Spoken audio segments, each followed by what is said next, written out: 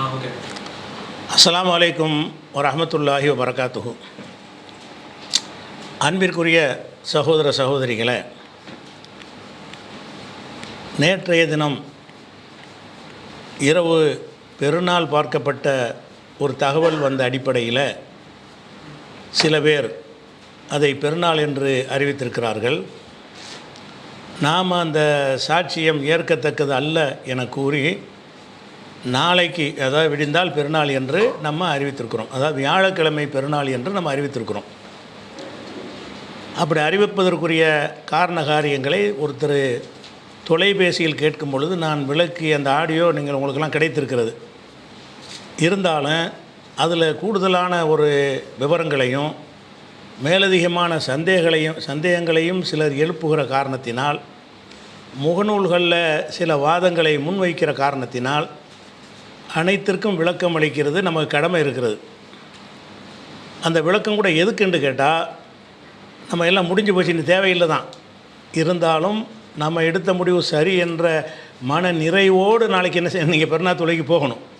அந்த உறுத்தலில் நீங்கள் போகிறது கூடாது என்பதற்கு தான். ஏன்னா அந்த தொழுதவங்க தொழுதுட்டாங்க, தொழாதவங்க தொழலை. இதை போய் மறுபடியும் சரி பண்ண இயலாத அதை யாருமே.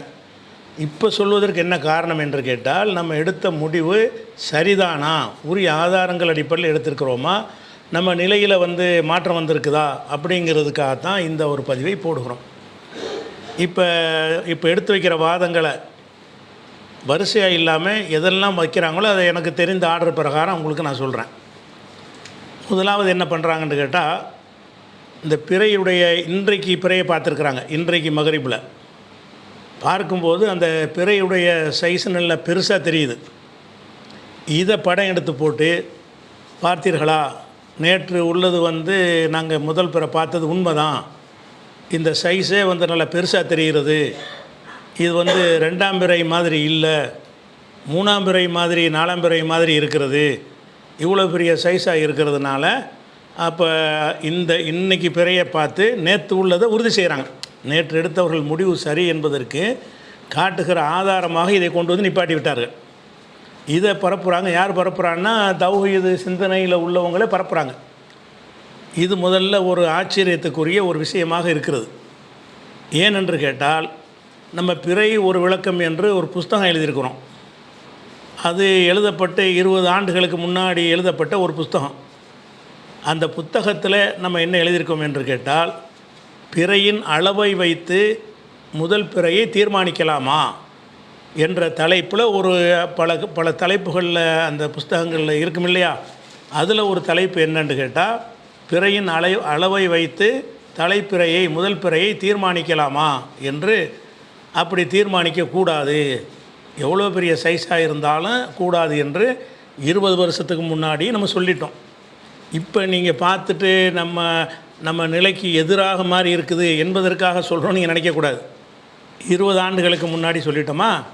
அதுக்கு பிறகு 2020ஆம் ஆண்டு நம்ம பிறை பார்த்து அறிவிக்கிறோம். அரசு தலைமை காஜி சுன்ன ஜமாத்து அவங்கெல்லாம் அறிவிக்கலை. 20 இந்த மாதிரி இதே ஒரு பிரச்சனை வந்துச்சு. அப்போ நம்ம அறிவித்தவொன்னே என்ன ஆச்சுன்னு கேட்டால், நம்ம மக்கள் மறுநாள் பெருசாக அந்த பிறையை அதே மாதிரி பிறை பெருசாக வந்துச்சு. அதாவது சுன்ன ஜமாத்தும் தலைமை காஜியும் எதை தலைப்பிறை என்று சொன்னாங்களோ அது நல்ல பெரிய சைஸில் இருந்தது. அதை படம் எடுத்து போட்டு நம்ம மக்கள் என்ன செஞ்சாங்கன்னு கேட்டால், பார்த்தீர்களா, நாங்கள் எடுத்த முடிவு தான் சரி, நாங்கள் நேற்று பிறைன்று நாங்கள் அறிவித்திருக்கிறோம், அந்த பிறை சாட்சி கரெக்டாக இருக்குது, அதுக்கு ஆதாரம் என்னன்னு கேட்டால் இந்த பிறை பெருசாக இருக்குது அப்படின்ட்டு 2020 நம்ம மக்கள் போட்டாங்க. அது நமக்கு சாதகமானது தானே. அந்த அந்த அந்த வாதத்தை எடுத்துக்கிட்டிங்கன்னா, நம்ம பார்த்த பிறை தான் கரெக்டு, அந்த சுன்ன ஜமாத்து அறிவித்த பிறை சரியில்லை, ஏன்னா அது பெருசாக இருக்குது என்பது நமக்கு சார்பான ஒரு கருத்து தான். அதான் நமக்குன்னா நம்ம என்ன கருத்தை சொன்னோமோ அதுக்கு சார்பான ஒரு வாதம் தான்.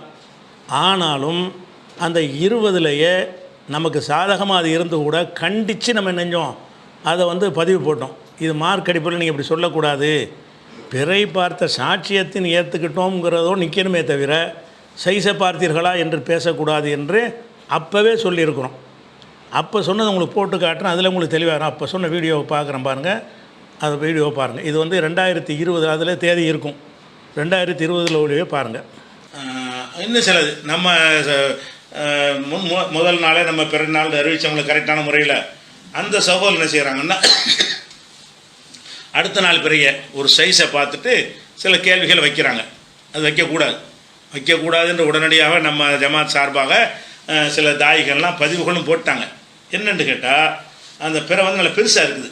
எப்போ இவங்க தலைமை காட்சி இந்த உலமா சபையெல்லாம் இன்றைக்கி பிறநாளுங்கிறாங்களோ அன்றைக்கி அன்றைக்கி வந்து பிறை என்ன இருக்குது, நல்லா பெருசாக பிறை பார்க்க வேண்டிய நாள் இல்லை, 30 ஆயிடுச்சு. அன்றைக்கி வானம் பெருசாக இருக்குது. அந்த சைஸை வச்சு பார்க்கும் பொழுது கண்டிப்பாக முதல் நாள் பார்த்துருக்கோன்னு நம்ம லாஜிக்கு சொல்லுது. ஏன்னாட்டா நல்ல சைஸு நல்ல பெருசு, இது 2வது நாள் பிறை, இது முதல் நாள் பிறை இல்லை. முதல் நாள் தான் அவங்க முடிவு எடுக்கிறாங்க, இது முதல் நாள் பிறை கண்டிப்பாக இல்லை, முதல் நாள் பிறை இவ்வளோ சைஸாக இருக்காது அப்படிங்கிற மாதிரி ஒரு வாதத்தை வைத்து நம்ம ஆளுக்குள்ள சில கேள்வி வீடியோலாம் எடுத்து போட்டாங்க. இது முதல் நாள் பிறையா அப்படின்னு சொல்லி. ஆனால் இது நீங்கள் கேட்குறது லாஜிக்கலில் கரெக்டு தான், அது முதல் நாள் பிறையாக இருக்க வாய்ப்பில்லை தான். ஆனால் மார்க்கம் நமக்கு என்ன சொல்லி தருதுன்னு கேட்டால், சைஸை வச்சு முடிவு பண்ணாது, பார்க்குறது கணக்கு. என்னைக்கு பார்க்குறோம் அதான் ஃபஸ்ட்டு விளங்குதா. இது இந்த வாதத்தை நேற்று பிறையாக தான் இருக்கும் அப்படின்னு சொல்லலாமான்னு கேட்டால் அப்படி சொல்லக்கூடாது. ஏன்னு கேட்டால் ரசூல் ஸல்லல்லாஹு அலைஹி வஸல்லம் காலத்து இப்னு அப்பாஸுடைய காலத்தில் ஒரு சம்பவம் வருது. நாங்கள் வந்து பத்தன் நகலாங்கிற இடத்துல வந்து பிறையை தேடினோம். உம்ராவுக்காக போய்கிட்டு இருக்கும் பொழுது சில பேர் சொன்னாங்க இது 3 நாள் பிறைண்டா, அவ்வளோ பெருசாக இருக்குது. பிறையை பார்த்துட்டாங்க, அந்த சைஸை பார்த்தா எப்படி இருக்குது, 3 நாள் பிறை அப்படின்ற இப்னு சலாசின் 3 நாள் பிறை. இன்னும் சில பேர் சொல்கிறாங்க இப்னு லைலத்தைனி 2வது இரவுடைய பிறை அப்படிங்கிறாங்க. உடனே இப்னு அப்பாஸை போய் நாங்கள் பார்த்து இந்த மாதிரி விஷயத்தை சொல்கிறோம். அந்த பிறையை பார்க்கும் பொழுது யாருமே தலைப்பிறைன்னு சொல்ல மாட்டேங்கிறாங்க. சில பேர் 2வது பிறைங்கிறாங்க, சில பேர் 3வது பிறைங்கிறாங்க. அப்போ இப்னு அப்பாஸ் சொல்கிறாங்க, என்னைக்கு நீங்கள் பார்த்தீங்கன்னு கேட்குறாங்க. லைலத்தின் ராயத்து முகு, என்னைக்கு நீங்கள் பார்த்தீங்க? அப்போ அவங்க சொல்கிறாங்க லைலத்த கதை இந்த இரவில் பார்த்தோம். அப்போ ரசூல் ஸல்லல்லாஹு அலைஹி வஸல்லம் சொன்னதாக இப்னு அப்பாஸ் சொல்கிறாங்க, இன்னல்லாஹ மத்தகுல் ருயா, பார்வையோடு தான் நல்ல அந்த பிறையை சமாந்தப்படுத்தி இருக்கிறான். ஃபோகோலி லைலத்தின் ராயத்து முகு, எந்த இரவில் பார்த்தீங்களோ அந்த இரவுக்கு உள்ளது தான். அதனால சைஸை வச்சு பேசாதீங்க. இது நம்ம ஆளுகளை சில பேர் என்ன செய்கிறாங்க, இந்த மாதிரி வாதங்கள் வைக்கிறாங்க. இது மார்க்கத்தில் வைக்கக்கூடாது. இது வச்சோமென்றால் நம்மளுக்கே அது நிறையா மாற்றமாக வரும். நீங்கள் செய்கிறத கூட என்ன செய்யுங்க, பிறண்டு எல்லாருமா சேர்ந்து முதல் நாள் பிறை இல்லைன்றீங்க. இந்த 3 நாள் பேர் பார்த்தாங்கல்ல, அது பார்க்கலன்னு வைங்க. அப்போ என்ன செய்ய, அடுத்த நாள் பெருசாக தெரியும், உடனே 2ஆம் நாள் ஒத்துக்குருவீங்களா? நம்ம பார்க்குறதான் கணக்கு. இந்த கேள்வி நம்மளே எனக்கு திரும்பல. நம்ம ஒரு வாதம் வைக்கிறோம்னா ஹதீஸ் அடிப்படையிலும் இருக்கணும். அந்த வாதம் வந்து நம்மளுக்கே நிறைவேற்ற முடியாமல் வந்தால் அந்த வாதம் பொய்கின்ற அர்த்தம். இப்போ இந்த 3 பேர் பார்த்ததாக தகவல் வந்துச்சுல, இந்த 3 பேரும் பார்க்கவில்லை. அப்போ நம்மளாம் என்ன முடிவு எடுத்திருப்போம், பெருநாள் இல்லைன்னு முடிவு எடுத்திருப்போம். அடுத்த நாள் பெருநாள் பெருசாக இருக்கும் பிறை, இது 2ஆவது நாள் பிறைன்னு மாற்றி ரிவர்ஸ் பண்ணிடுவோமா? அப்படி இந்த வாதம் வைக்கக்கூடாது. இந்த வாதம் வச்சோம்னு சொன்னால் மார்க்கத்துக்கு எதிராக அவங்கள விமர்சிக்கிறதுக்கு ஒரு பாயிண்ட் கிடைக்குது என்பதற்காக வேண்டி மார்க்கத்துக்கு எதிராக அதை வைக்கக்கூடாது. சைஸை வச்சு பார்க்கல. நாங்கள் பார்ப்பதெல்லாம் இவர் பார்த்து சொன்னாங்களா இல்லை, அதை நீ ஏற்றுக்கல. ஒருத்தர் சொன்னாலும் ஏற்றுக்கணுமா இல்லையா? அதுக்கே ரிஸ்க் எடுக்கலை. அப்போ நாங்கள் பிறை பார்த்து ரிஸ்க் எடுத்தோம். அது பிறை பார்த்தாச்சா கேட்டோம், உண்மைன்னு தெரிவித்து அறிவித்தோம். இப்போ நீங்கள் அல்லாவுக்கு பயந்து நீங்கள் பிறை விஷயமா தப்பு செஞ்சீங்களான்னு மனசில் கை வச்சு சொல்லுங்கள். டவுன் காட்சிக்கு அதிகாரம் இருக்குது, கமிட்டி இருக்குது, அவங்களுக்கு தான் அத்தாரிட்டி. நீ கண்ணால் பார்த்தா கூட நீ வந்து சொல்லக்கூடாது. இதெல்லாம் இந்த மதுஹபு குப்பையில் உள்ளதான் அள்ளி போடாதீங்க. ஹதீஸில் உள்ளது குரானில் உள்ளதை வைத்து என்ன செய்யுங்க, சட்டங்களை சொன்னீங்கன்னா கண்டிப்பாக அனைவருடைய பெருநாளையும் நாசமாக்கி விட்டார்கள். அதில் எந்த டவுட்டுமே கிடையாது. ஆனால் மக்களுக்கு குற்றம் வராது. ஏன் நீங்கள் அதை நம்புறீங்க? நீங்கள் விவரம் புரிந்தவர்கள் அவங்க ஜமாத்தில் உள்ளவங்களோட நிறைய பேர் அதை கடைப்பிடிக்கலை. ஆனால் கடைப்பிடிச்சாவிட்டாலும் நீங்கள் அதை சரி நினைத்து சரி 2020 பிறையுடைய அளவை வைத்து நீங்கள் பேசக்கூடாது, அது மார்க்கத்துக்கு விரோதமானது என்பதை நம்ம நினைஞ்சிருக்கிறோம். அப்போ சொல்லிட்டோம். நமக்கு சாதகமாக இருந்தும் பெரிய சைஸ் இருந்தால் நம்ம சொன்னது தான் நிறைய உறுதிப்படுத்தக்கூடியதாக இருக்குது. அது மார்க்கப்படி தப்புன்னு சொல்லிட்டோம்.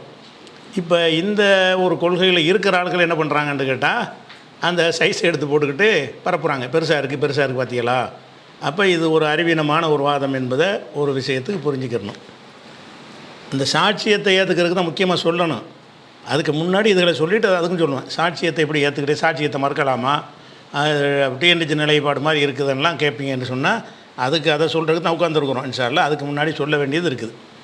அடுத்து என்னன்னு கேட்டால், இந்த நேற்று நிறைய பேர் நினைச்சிட்ருக்காண்டா நம்ம சகோதரர்கள் வந்து நோன்பு வச்சுருக்கிறாங்க.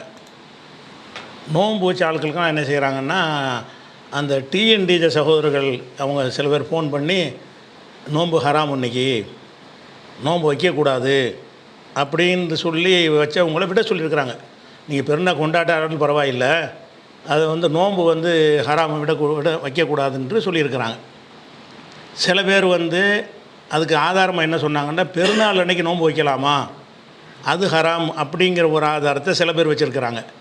சில பேர் என்ன செஞ்சுருக்கிறாங்கன்னா, சந்தேகத்துக்குரிய நாளில் யார் நோன்பு வைக்கிறாரோ அவர் நபிகள் நாயகத்துக்கு மாறு செய்து விட்டார் என்று வரக்கூடிய ஒரு செய்தியை அந்த டிஎன்டி ஜாலுக்கெல்லாம் முகநூலில் போட்டு என்ன செய்கிறாங்க, அதையும் பரப்பி இது சந்தேகத்துக்குரிய நாள், அதனால் நீங்கள் நோன்பு வைக்கக்கூடாது, பெருநாளை வேண்டாம் பிந்தி கொண்டாடிக்கிறங்க அப்படிங்கிற மாதிரியான வாதங்களை வைக்கிறாங்க. இதை பொறுத்த வரைக்கும் பெருநாள் அன்னைக்கு நோன்பு வைக்கக்கூடாது என்பது ஏகமனதாக அனைவரும் ஏற்றுக்கொண்ட ஒரு சட்டம். பரேலவி சுன்னத் ஜமாத்துக்கு யாராக இருந்தாலும் பெருநாள் தினத்தில் நோன்பு வைக்கக்கூடாது என்பது அனைவருக்கும் உள்ள ஒரு சட்டம். அந்த பெருநாளில் நோன்பு வைக்கக்கூடாது என்பதை நம்ம எப்படி நீங்களோ நாங்களோ அனைவரும் எப்படி புரிந்து கொள்கிறோம் என்றால், நாம் எதை பெருநாள் நினைக்கிறோமோ அன்றைக்கி தான் நோன்பு வைக்கக்கூடாதுன்னு அர்த்தம். இப்போ நீங்கள் யாராச்சும் பெருநாள் அறிவிச்சிட்டா நோன்பு வைக்கக்கூடாதுன்னு சொல்வீர்களேயானால், அப்போ நீங்கள் சவுதி அரேபியாவில் பெருநாள் அறிவித்த அன்றைக்கி நீங்கள் நோன்பு வச்சுருக்கிறீங்களே இத்தனை வருஷமாக? ஒவ்வொரு வருஷமும் சவுதி அரேபியாவில் ஒரு நாளைக்கு முந்தி தான் அறிவிக்கிறான். எல்லா வருடங்கள்லையும் நமக்கு ஒரு நாளைக்கு முந்தி தான் அவன் அறிவிக்கிறான். சவுதி மட்டும் அறிவிக்கலை, தூரத்தில் உள்ளன்னு சொல்வீர்களே, ஆனால் இங்கே உள்ள ஜாக்கு இயக்கம் அதை தான் அறிவிக்குது. அப்போ ஜாக்குக்காரங்க வந்து உதாரணமாக திங்கக்கிழமை பெருநாள்னு ஜாக்கில் அறிவிக்கிறாங்க.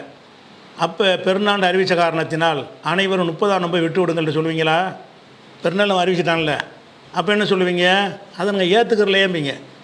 அப்போ உங்கள் பிறைப்பார்த்த சாட்சியத்தை ஏற்றுக்கிறலன்னு சொல்லல, அதையும் எங்கள் மீது நீங்கள் திணிக்கிறிய, அடுத்த ஆள் மீது தான் திணிக்கிறீங்க. நீங்கள் பெருநாள் நம்பினா வைக்கக்கூடாது.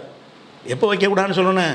இதுக்கு பெருநாள் தான் என்று நீங்கள் நம்பிக்கை கொண்டீர்களேயானால், அதை நம்பிக்கை கொள்ளலாமா? ரெண்டாவது விஷயம், அப்படி நம்பிக்கை கொண்டு இருந்தால் நம்மளே பெருநாள் என்றும் சொல்லிவிட்டு நம்மளே நோன்பு வைத்தோம் என்று சொன்னால் அது குற்றமாயிரும். அப்போ நான் பெருநாள்னு நினச்சதுனால நீ வந்து நோன்பு வைக்காதன்ற என்ன நிலைப்பாடு?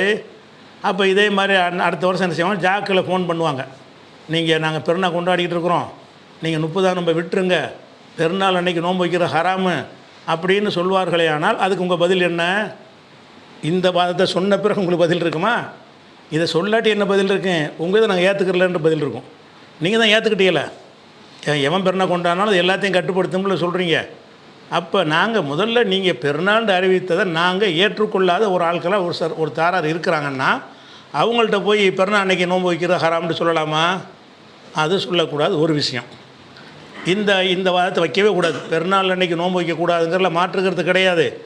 பெருநாள் வந்து அவரவருக்கு வித்தியாசமாக வருங்கிற நம்ம இத்தனை நிலைப்பாட்டில் சொல்லிக்கிட்டு இருக்கோம் தௌஹீத்வாதிகள்லாம். பெருநாள் என்பது எனக்கு ஒரு மாதிரியாக வரும், உனக்கு ஒரு மாதிரியாக வரும், சிங்கப்பூருக்கு ஒரு மாதிரியாக வரும், சவுதிக்கு ஒரு மாதிரியாக வரும் தானே சொல்லிக்கிட்டு இருக்கிறோம். அப்படிங்கும்போது ஒருத்தன் பெருநாள் அறிவிக்கும்போது ஒருத்தன் பெருநாள் இல்லாமல் இருக்குமே. அப்போ அவன் பெருநாள்னு நினைக்காத ஒரு நாளில் அவனையா நோன்பு வைக்கிற ஹராமுங்கிறீங்க? அவன் ரமலானில் இருக்கிறான். அப்போ இன்னொன்று கேளுங்க, ரமலானில் நோன்பு வைக்காமல் இருக்கிறது பாவம் இல்லையா? இதை கேட்குறீங்கல்ல, அது ரமலான்னு நான் நினைக்கிறேன், நீ நினைச்சாலும் நீ வந்து நோன்பை விட்டுருங்கிறீங்க. அப்போ ரமலான் என்று நினைத்தவனை போய் நோன்பு விட சொன்னால் அந்த பாவத்தை நீங்கள் சுமந்துக்கிறீங்களா? ரமலானில் நோன்பு வைக்கிற கடமையாக இல்லை? நான் ரமலான்னு நினைக்கிறேன், இல்லை நாங்கள் பெருநாள் நினைக்கிறோம், நீங்கள் பெருநாள் நீ வச்சுக்க, நான் ரமலான்னு நினைக்கிறான்ப்பா, ரமலான் நினச்சாலும் பரவாயில்ல நோன்பை விட்டுருங்க, இதான் உங்கள் பத்துவாவா? இதை ஒரு வாதமாக பரப்புறீங்களா? இதான் இத்தனை வருஷமாக தௌஹீதில் கட்டுற ஒரு பாடமா? இதை ஒரு பதிலாக பெருநாள் அன்னைக்கு நோன்பு வைக்கக்கூடாது போன போட்டுன்னு சொல்லியிருக்காங்க. இது ஒரு முக்கியமான ஒரு பாயிண்டாக ஃபேஸ்புக்கிலையும் படம் போட்டு பரப்புக்கிறாங்க. அடுத்து என்னென்னு கேட்டால், இன்னொரு ஹதீஸு, அதாவது சாட்சி, அதாவது பெருநாள் தினத்தில் வந்து யார் சந்தேகத்துக்குரிய நாளில் யார் நோன்பு வைக்கிறாரோ அவர் வந்து நபிகள் நாயகத்துக்கு மாறு செஞ்சிட்டார் என்று ஒரு ஹதீஸ் இருக்குது. அந்த ஹதீஸ் எங்கே இருக்குதுன்னு கேட்டால், திருமதியில் இருக்குது, அபுதாவில் இருக்குது, நசையில் இருக்குது, இப்னு மாஜாவில் இருக்குது, தாரமியில் இருக்குது, பைஹக்கியில் இருக்கிறது, மூஜமுல் அவுசத்து தபரானியுடைய அவுசத்தில் இருக்கிறது, இன்னும் ஏராளமான நூல்களில் இந்த ஹதீஸ் இருக்கிறது. என்ன ஹதீஸ் இருக்குதுன்னு கேட்டால், அந்த ஹதீஸை கருத்தை நான் சொல்லிடுறேன். அந்த கருத்து என்னென்னு கேட்டால், குன்னா இந்த அம்மார் இப்னு யாசிர், நாங்கள் அம்மார் இப்னு யாசிரோடு உட்கார்ந்துருந்தோம். அம்மார் இப்னு யாசிர்ங்கிறவர் சஹாபியோடு உட்கார்ந்துருக்கிறோம் என்று சொன்னவர் தாபி சொல்கிறார். சிலாங்கிறவர், அவருடைய பேர் சிலா பின் ஜுஃபர், அவர் சொல்கிறாரு, குன்னா இந்த அம்மார் இப்னு யாசிர், அம்மார் இப்னு யாசிரிடம் நாங்கள் அமர்ந்திருந்தோம். இப்போ உத்தியபி ஷாத்தி மஸ்லியத்தின் நல்ல பொரிச்ச ஆட்டு இறைச்சியை கொண்டாந்து வைக்கிறாங்க எல்லோரும் உட்காந்துருக்கும்போது. அப்போ வச்சுட்டு என்ன செய்கிறாருன்னா, குழு எல்லோரும் சாப்பிடுங்க அப்படின்னு சொல்கிறார். யார்? அம்மார் இப்னு யாசிர் சொல்கிறார். சாப்பாடை கொண்டாந்து வைக்கிறாங்க, அம்மார் இப்னு யாசிர் சாப்பிடுங்க அப்படிங்கிறார். அப்படி சொன்ன உடனே அந்த சபையில் கொஞ்சம் பேர் இருந்தாங்கல்ல, அதில் சில பேர் ஃபதனஹா பாதுல் கௌமி, சில பேர் அதிலிருந்து விலகி கொண்டார்கள். சாப்பிடல, கை வைக்காமல் இருந்தாலும் பரவாயில்லை. அதுக்கு என்ன காரணம் சொன்னாங்கன்னா, ஃபகால இன்னி சாயிமுன், நான் நோம்பாளியாக இருக்கிறேன் அப்படின்னு சொல்லி அதை சாப்பிடாமல் இருக்கிறாங்க. அப்போ ஃபகால அம்மார், அப்போ அம்மார் சொல்கிறாங்க, மண் சாமல் யௌமல்லது யசுக்கு ஃபீஹின் நாசு, மக்கள் எந்த நாளில் சந்தேகம் கொள்கிறார்களோ அந்த நாளில் எவர் நோன்பு நோக்கிறாரோ, ஃபொக்கத் அசா அபுல் காசிம் ஸல்லல்லாஹு அலைஹி வஸல்லம், அபுல் காசிம் ரசூல்லாவுடைய பேர், ரசூல்லாவுக்கு அவர் மாறு செய்து விட்டார். நீங்கள் சந்தேகத்துக்குரிய நாளில் நோன்பு வச்சுட்டு உட்காந்துருக்கிற மக்கள் எல்லாம் எந்த நாளை சந்தேகப்படுவார்களோ அந்த நாளில் நோன்பு யாராவது நோற்பாரையானால் அவர் நபிகள் நாயகத்துக்கு மாறு செஞ்சிட்டார். இந்த ஒரு ஹதீஸை போட்டு திருமதி அபுதாவுன்ற எல்லா நூல்களையும் போட்டு என்ன செய்கிறாங்க, இதை ஒன்று பரப்புகிறாங்க. இந்த விஷயத்தை தான் நம்ம தெளிவாக விளக்க வேண்டி இருக்கிறது, கூடுதலாக விளக்க வேண்டி இருக்கிறது. என்ன கூடுதலாக விளக்க வேண்டியிருக்குன்னா, இந்த சந்தேகத்துக்குரிய நாளுங்கிறாங்கல்ல, சந்தேகத்துக்குரிய நாள் என்பது மார்க்கத்தில் எது என்று பார்த்தீங்கன்னு சொன்னால், ஒவ்வொரு மாதத்துலேயும் வரக்கூடிய 30வது இரவு இருக்கும்ல, அதுதான் சந்தேகத்துக்குரியது. 29 வரைக்கும் கன்ஃபார்ம், 30வது இரவு தான் அது. 30ஆ 1ஆன்றது சவுதுவோம்.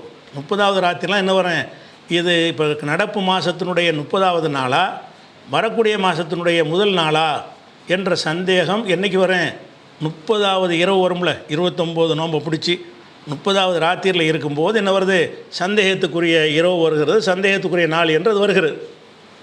இது எல்லா மாதத்துக்கும் இருக்கிறது. சந்தேகத்துக்குரிய நாள் என்பது 29 தான் கன்ஃபார்மான விஷயம், பார்க்க தேவையில்லை. 29 வரைக்கும் பெற வைக்கிறது, நோன்பு வைக்கிறது யாரை பார்க்கணுமா பெரிய, அதான் முதல் 1ல் பார்த்துட்டோமே, அந்த 1ல் பார்த்து 29 வரைக்கும் அது அப்ளை ஆகும். அப்போ 30வது இரவு வரும்போது தான் இந்த இரவை இங்கிட்டு சேர்க்கறது அங்கிட்டு சேர்க்கறதா அன்றைக்கி சந்தேகம் வருது. அப்போ சந்தேகத்துக்குரிய நாள் என்பது ஷக்குன்னா சந்தேகம்னு அர்த்தம். அந்த ஷக்குடைய நாள்னு சொல்லுவாங்க. இந்த ஷக்குடைய நாளுடைய அர்த்தத்தை நீங்கள் முதல் விளங்கிக்கணும். அப்போ தான் இந்த ஹதீஸ் அறிவிப்பாளரும் சரியில்லை. 2வது விஷயம், அறிவிப்பாளர் ரீதியாகவும் இது பலவீனமான செய்தி, அதையும் 2வது விளைக்கிறோம். இந்த கருத்து ரீதியாக இது எவ்வளோ விஷயங்களுக்கு ஒரு முரணாக இருக்குது, ப்ராக்டிக்கலாக யாரும் நடைமுறைப்படுத்த முடியாததாக இருக்கிறது என்பதற்காக வேண்டி இந்த விளக்கத்தை சொல்கிறேன். அப்போ ஒவ்வொரு மாதத்துலேயும் 30வது இரவு சந்தேகத்துக்குரியதுங்கிறோம்ல, எல்லா மாதத்துலேயும் வரும். 29 முடிஞ்சவுடனே அடுத்த நாள் 30 நீங்கள் சொல்லிட முடியாது, ஒன்று சொல்லிட முடியாது. அப்போ எப்படி சந்தேகம் வந்துருச்சுல, சந்தேகம் எவ்வளோ நேரத்துக்கு மார்க்கெட் நீடிக்கும், சந்தேகம் வந்துருச்சு. நம்ம 30வது இரவில் இன்றைக்கி ரமலானாக இருக்குமா பிறநாளாக இருக்குமா, நமக்கு சந்தேகம் வந்துருச்சு. நேற்று ராத்திரி வந்துருச்சு. அது எவ்வளோ நேரத்துக்கு நீடிக்கும் ஹதீஸ் பிரகாரம் என்றால், பிறை பார்த்து நோன்பு வையுங்கள், பிறை பார்த்து நோன்பு விடுங்கள். அது மறைக்கப்படுமானால், மேகமூட்டம் ஏற்படுமானால், கண்ணுக்கு தெரியவில்லை என்று சொன்னால் முதல் மாதத்தை 30 நாளாக பூர்த்தி செய்யுங்கள் என்று ரசூலுல்லாஹ் சொல்லிவிட்டாங்கள்ல. அப்போ இந்த ஹதீஸ் என்ன செய்யுதுன்னு கேட்டால், சந்தேகத்துக்குரிய நாள் என்பது சந்தேகத்தை நீக்கிறது. மகரிப்பு தொழுத உடனே உங்களுக்கு சந்தேகம் இருக்கும், 10 நிமிஷம் 15 நிமிஷம் சந்தேகத்துக்குரியதாக இருக்கும். கண்ணுக்கு தெரிஞ்சுட்டு வைங்க, இப்போ சந்தேகத்துக்குரிய நாளா, பிறைய பார்த்துட்டிங்கன்றா ரமலான் வந்துருச்சு, மறுபடியும் சந்தேகத்துக்குரிய நாள். பிற பார்க்குற வரைக்கும் மகரிப்பில் இருந்து 6:30 மணிக்கு மகரிப்பு வந்தால் ஒரு 6:45 7க்குள்ளே பார்த்துருவாங்க.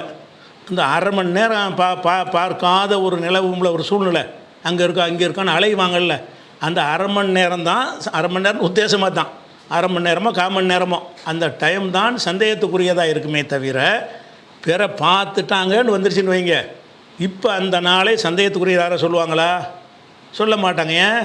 பிறை பார்த்துட்டாங்கன்னா பெருநாள், பிற பார்க்கலன்னு கன்ஃபார்ம் ஆச்சுன்னு வைங்க, மறைஞ்ச பிறகு பார்க்க எழுதலை 7 தான், 7க்கு மறைஞ்சிருதுன்னா 7:1க்கு கன்ஃபார்ம் ஆயிடுச்சு. நமக்கு என்னது தெரியலை, தெரியாவிட்டால் நம்முடைய நிலைமை என்ன, மார்க் என்ன சொல்லுது, சந்தேகத்தை தீக்குது.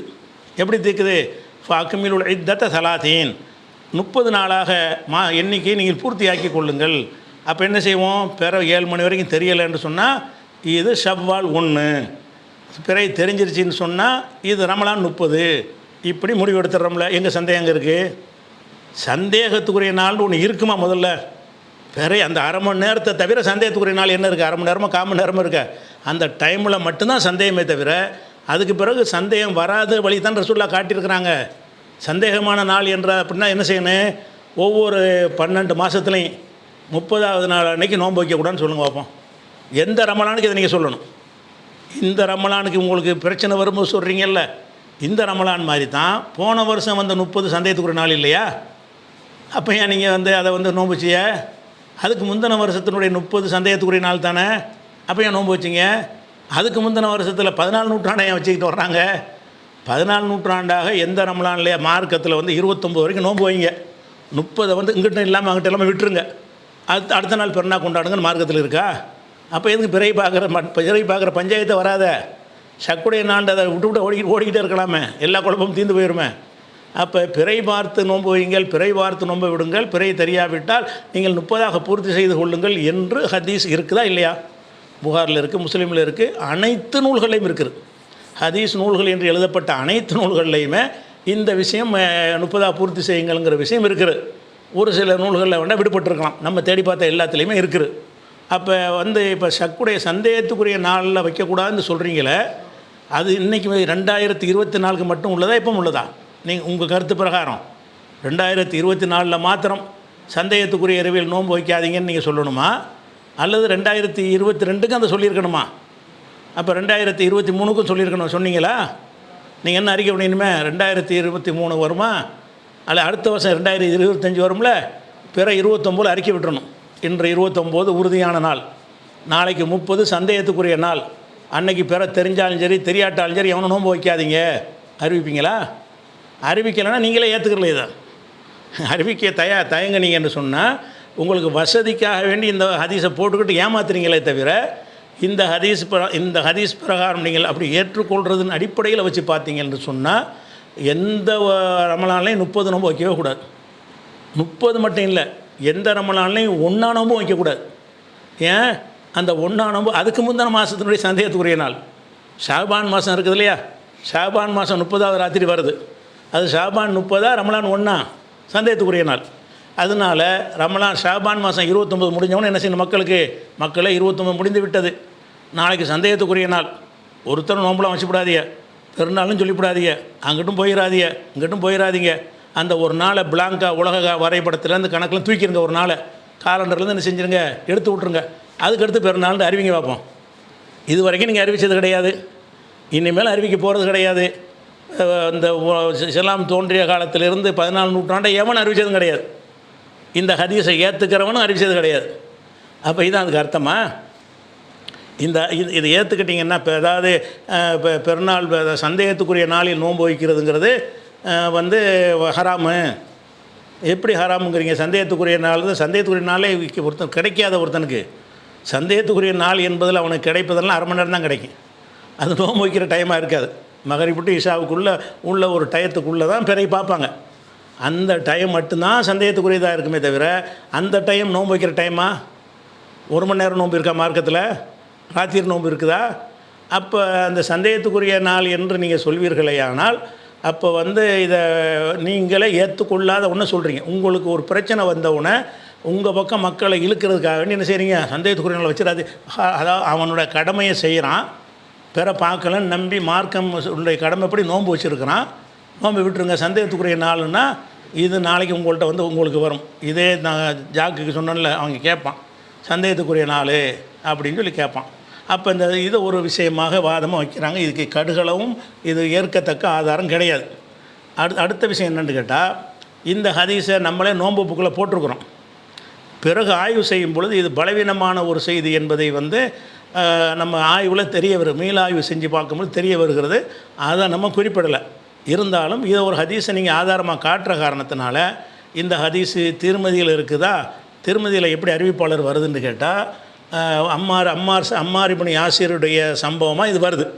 அவர்கிட்ட தானே கொண்டாந்து அந்த ஆட்டை கொண்டாந்து பொறிச்சு வைக்கிறாங்க. வச்சவர் யாருன்னு கேட்டால் சிலா பின் ஜுஃபர் என்பவர் அறிவிக்கிறார் அந்த செய்தியை. 1வது அறிவிப்பாளர் அவரிடமிருந்து அறிவிப்பவர் யாருன்னு கேட்டால் அபு இஸ்ஹாக் சபீஇ என்பவர் அறிவிக்கிறார். அவரிடமிருந்து யார் அறிவிக்கிறார்னு கேட்டால் அம்ர் இப்னு கைஸ் அறிவிக்கிறார். அதுக்கு பிறகு 3-4 பேர் வர்றாங்க, எல்லாருமே அது நமக்கு பிரச்சனை இல்லை, எல்லாம் நல்ல ஆளுக்க தான். இதில் உள்ள இவங்களும் நல்ல ஆளுக்கு தான். அதாவது சிலா பின் ஜுஃபருங்கிறவர் அறிவிக்கிறாரு, அவர் நல்ல ஒரு அறிவிப்பாளர். அபு இஸ்ஹாக்குங்கிறவர் அறிவிக்கிறாரு, இந்த சிலா என்பவர் சொன்னதாக அபு இஸ்ஹாக் அறிவிக்கிறாரு. அவரை தேடி பார்த்தீங்கன்னா அவர் பெரிய இமாமு ஹாஃபிலு சிக்கத்து ரொம்ப நம்பகமானவர் என்றெல்லாம் அவருக்கு நற்சான்று இருக்கிறது. அம்ருப்னு கைஸுங்கிறவர் அவரிடமிருந்து அறிவிக்கிற மாணவராக வர்றார். அவர் யாருன்னு கேட்டால் அவரும் நம்பகமானவர். இப்படியே பார்த்து என்ன செஞ்சிட்டாங்கன்னா எல்லோரும் நாம் உள்பட இது ஒரு சரியான ஹதீஸ் என்று நினைஞ்சனோம் நம்ம சொல்லிக்கிட்டு இருந்தோம். ஏன்னு கேட்டால் முதல் அறிவிப்பாளராக சிலா வர்றாரு, ரெண்டாவது அபு இஸ்ஹாக் வர்றாரு, மூணாவது அம்ருப்னு கைஸ் வர்றாரு, நாலாவது அபு ஹாலிதுல் அஹ்மர் வர்றாரு, அஞ்சாவது அபு சயீத் அப்துல்லா இப்னு சயீத் அல் அஷஜி வர்றாரு, ஆறாவது நூலாசிரியர் வர்றாரு. அப்போ இந்த எல்லா அறிவிப்பாளரையும் நம்ம தேடி பார்த்தீங்க என்று சொன்னால் அனைவருமே நம்பிக்கைக்குரியவர்களாக நம்பகமானவர்களாகத்தான் இருக்கிறார்கள். எல்லோரும் நம்பகமானவர்களாக இருந்தால் நம்ம என்ன முடிவு பண்ணுவோம்னு கேட்டால் சரியான ஹதீஸை முடிவு பண்ணிடுவோம். நம்மளும் அது சரியான ஹதீஸ் என்று நோன்பு நூலில் எழுதி இருக்கிறோம். ஆனால் அதை ஆய்வு செய்கிற நேரத்தில் ஒரு விஷயம் அதில் கிடைக்கிறது. என்ன கிடைக்கிறதுன்னு கேட்டால் இந்த அபு இஸ்ஹாக்குங்கிற ஒரு இரண்டாவது அறிவிப்பாளரை வர்றார்ல, இந்த அபு இஸ்ஹாக் என்பவர் இவர் பெரிய அறிஞராக இருந்தாலும் நம்பகமானவராக இருந்தாலும் வயசான காலத்தில் அவருக்கு குழப்பம் ஏற்பட்டு விட்டது. அதாவது ஆள் கெட்டவர் கிடையாது. எல்லா மனிதனுக்கும் முதுமையில் ஒரு சின்ன பலவீனம் ஏற்படும். அந்த பலவீனம் ரொம்ப ஜாஸ்தியாக சில பேருக்கு இப்போ என்ன செய்வாங்கன்னா ஒன்று நடக்க ஒன்று சொல்லிடுவாங்க. அந்த ஒன்று கிடக்க ஒன்று சொல்கிறதுங்கிறதுக்கு பேர் இஃப்திலாத்துன்னு சொல்லுவாங்க. அதாவது மனக்குழப்பம்னு சொல்லுவாங்க. அப்போ இவர் அந்த ஒரு நிலைமைக்கு ஆளாயிட்டார் என்று அதிகமான பேர் சொல்கிறாங்க. வேறு சில பேர் என்ன செய்கிறாங்கன்னா அவர் மனக்குழப்பம் வரல, ரொம்ப வயசானவொன்னே நிறைய மறந்துட்டு சொல்லுவார். மூலக்குழப்பம்லாம் இல்லைன்னு சொல்கிறார். ரெண்டுமே பலவீனம் தான். அவர் ஒரு பிற்காலத்தில் பலவீனமானவராகத்தான் அந்த காலத்தில் அறிவித்ததை ஏற்றுக்கிறக்கூடாது.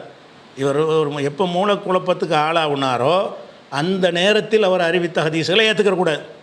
அதுக்கு முந்தின காலத்தில் அறிவித்தார்னு சொன்ன உதாரணத்துக்கு தான் இது. உதாரணமாக அவர் ஒரு 80 வயசு வாழ்ந்தார்னு வச்சுக்கிறங்க. வயசு நமக்கு தெரியலை.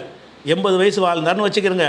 ஒரு 75 வயசுலேருந்து ஒரு குழப்பம் ஆகிட்டார்னு வைங்க. அப்போ 75 வயசுக்கு முன்னாடி, அவருடைய 75 வயசுக்கு முன்னாடி யாரெல்லாம் அவர்கிட்ட அறிவிக்கிறாங்களோ அது சரியான ஹதீஸுன்றுவாங்க. 75க்கு பின்னாடி யாரெல்லாம் அறிவிக்கிறாங்களோ அவர் குழப்பம் ஏற்பட்ட பிறகு போய் அவர்கிட்ட படிச்சிருக்கிறாங்க, அவரே குழப்பம் ஏற்பட்ட பிறகு போய் படிச்சிருக்கிறாங்கன்னு சொன்னால் அந்த ஹதீஸுகளை தள்ளிடுவாங்க. இப்போ என்ன பார்க்குறோம்னு கேட்டால் அபு இஸ்ஹாக்கிட்ட அறிவிக்கிறாலே அம்ருப்னு கைஸ் என்பவர் அறிவிக்கிறார். இந்த அம்ருப்னு கைஸை பொறுத்த வரைக்கும் இவர் எப்போ அந்த அபு இஸ்ஹாக்கை போய் சந்திக்கிறாரு என்று கேட்டால் அபு இஸ்ஹாக்குடைய அந்த மனக்குழப்பம்லாம் ஏற்பட்டுருச்சுல அவருக்கு, அந்த காலத்தில் தான் போய் படித்தார் அவர் அப்படின்னு சொல்லி இந்த ஹதீஸை பதிவு செஞ்சுருக்கிற தாரிமியில் இந்த ஹதீஸ் இருக்குது.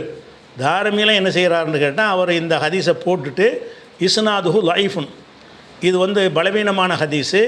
அம்ருப்னு கைஸ் என்பவர் முத்தாஹிரு சிமாயி அன் அபி இஸ்ஹாக், அபி இஸ்ஹாக்கிடமிருந்து கடைசி காலத்தில் கேட்டவர்.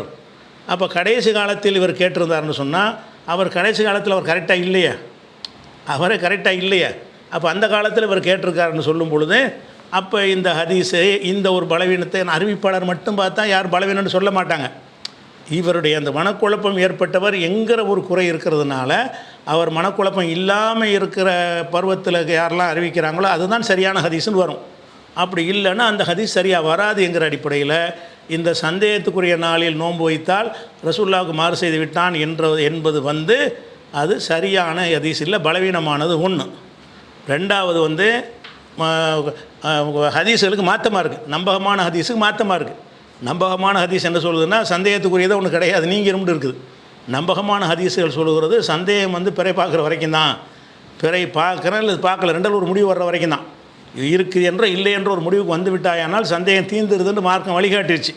அப்போ சந்தேகத்துக்குரிய நாள் இல்லைன்னு மார்க்கம் வழிகாட்டி இருக்கும் பொழுது சந்தேகத்திற்குரிய நாளில் வைக்கிறது சாத்தியமே இல்லை, யாருக்கும் வைக்க முடியாத.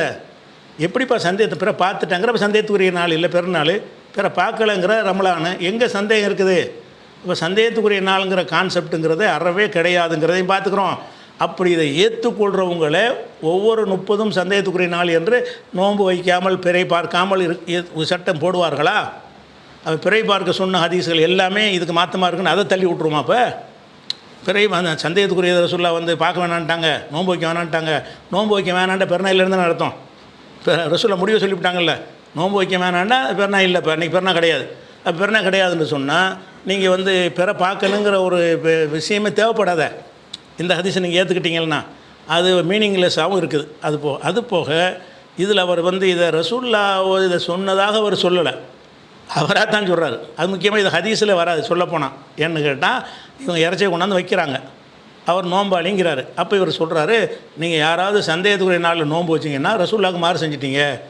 எந்த ஹதீஸுக்கு மாறு செஞ்சீங்கன்னு சொல்ல மாறு செய்யவே இல்லை. அவங்க பிற பார்த்து அடிப்படைலாம் என்ன செய்கிறாங்க இருக்கிறாங்க. அது போக இன்னொரு ஹதீஸில் என்ன வருதுன்னு கேட்டால், இது நடந்தது வந்து ரமலான்லேருந்து வர வருது. இந்த நடந்தது எப்போன்னு வருது, சில இதில் வந்து மாதம் போடாமல் வருது, பிற இந்த சந்தேகத்துக்குரிய நாள்.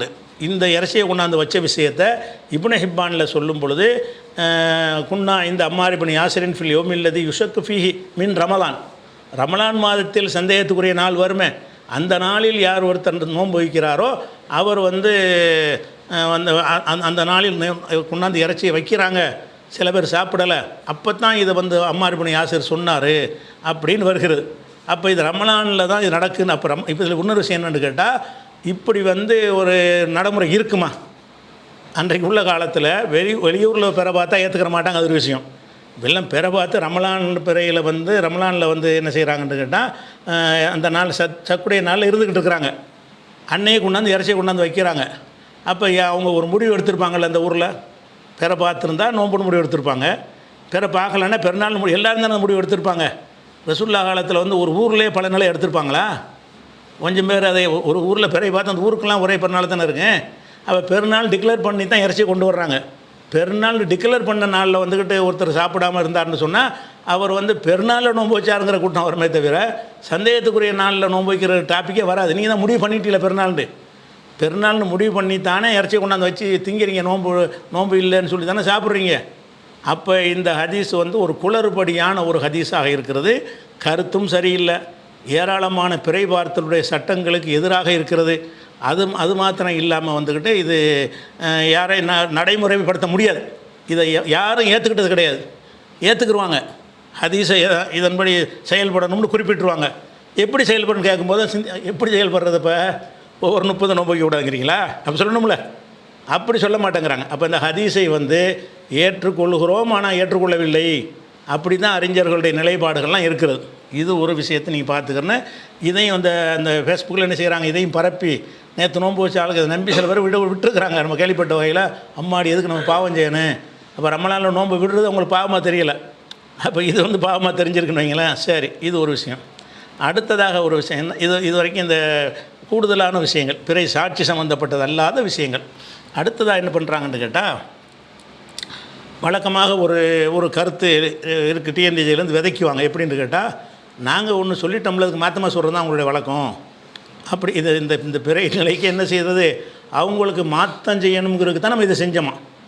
அப்படி செஞ்சோமா இருந்தால் இது 2018 23 வரைக்கும் 24 6 வருஷம் ஆகுதா? 6 வருஷத்தில் தவுன்காஜி பிறை அறிவிக்காத காலத்தில் வந்து அவங்க அறிவிச்சிருக்கிறாங்க, அதன்படி நாமளும் அறிவிச்சிருக்கிறோம், அதன்படி அவங்களும் அறிவிச்சிருக்கிறாங்க.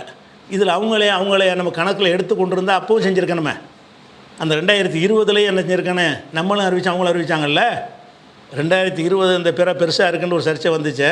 அதில் வந்து நம்மளும் அவங்களும் பெருநாள் தானே அறிவித்தோம், அரசு தலைமை காட்சி தானே அறிவிக்கலை.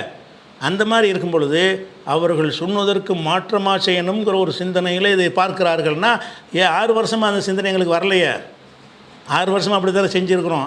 இந்த பிறையிலே வரலையே, அவங்க பிறை பார்க்கவில்லைன்னு அவங்களும் அறிவிச்சா, நாங்களும் அறிவிச்சோமே. பிறை பார்க்கலன்னு முதல் அறிவிப்பு வந்துச்சுல, முதல் அறிவிப்பில் அவங்க பிறை பார்க்கலன்னு அறிவித்தோன்னு நாங்கள் நினைஞ்சிருக்கணும், பார்த்தோன்னு அறிவிச்சோமா? அல்ல, இப்போ ஒன்றாத்தனை போய் இடையில் போய்ட்டு நீங்கள் நுழைஞ்சதுலான பிரச்சனையாகுது தவிர, அப்போ அவங்க அறிவிக்கிறத பார்த்துட்டே இருக்கணும். பிறை பார்க்கவில்லைன்னு அறிவிச்சிட்டாங்களா, பார்த்தோம்னு நாங்கள் அறிவிக்கணும். அப்போ தான் நீங்கள் என்ன செய்யணும், அவங்கள எதுக்கு நாங்கள் பார்க்கணுங்கிறேன். டிஎன்டிஜி என்ன செய்கிறான்னு பார்க்கணும், எங்களுக்கு தேவையா மார்க்கத்தில்?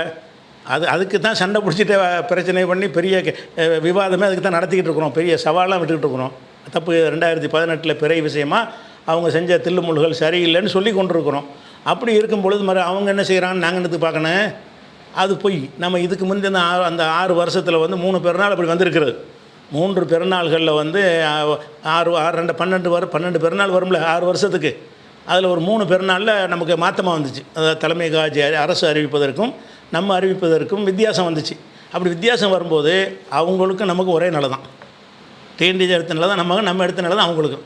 அப்போ அவங்களுக்கு மாற்றமாக செய்யணுங்கிறதுக்காக செஞ்சோன்னா இது பரப்புறது எப்படின்னு கேட்டால், இது சத்தியமாக அசத்தியமாங்கிறத சிந்தித்து வழங்குறத விட்டுவிட்டு இதுக்கு ஒரு நோக்கத்தை கற்பித்து ஆள் பிடிக்கிறது.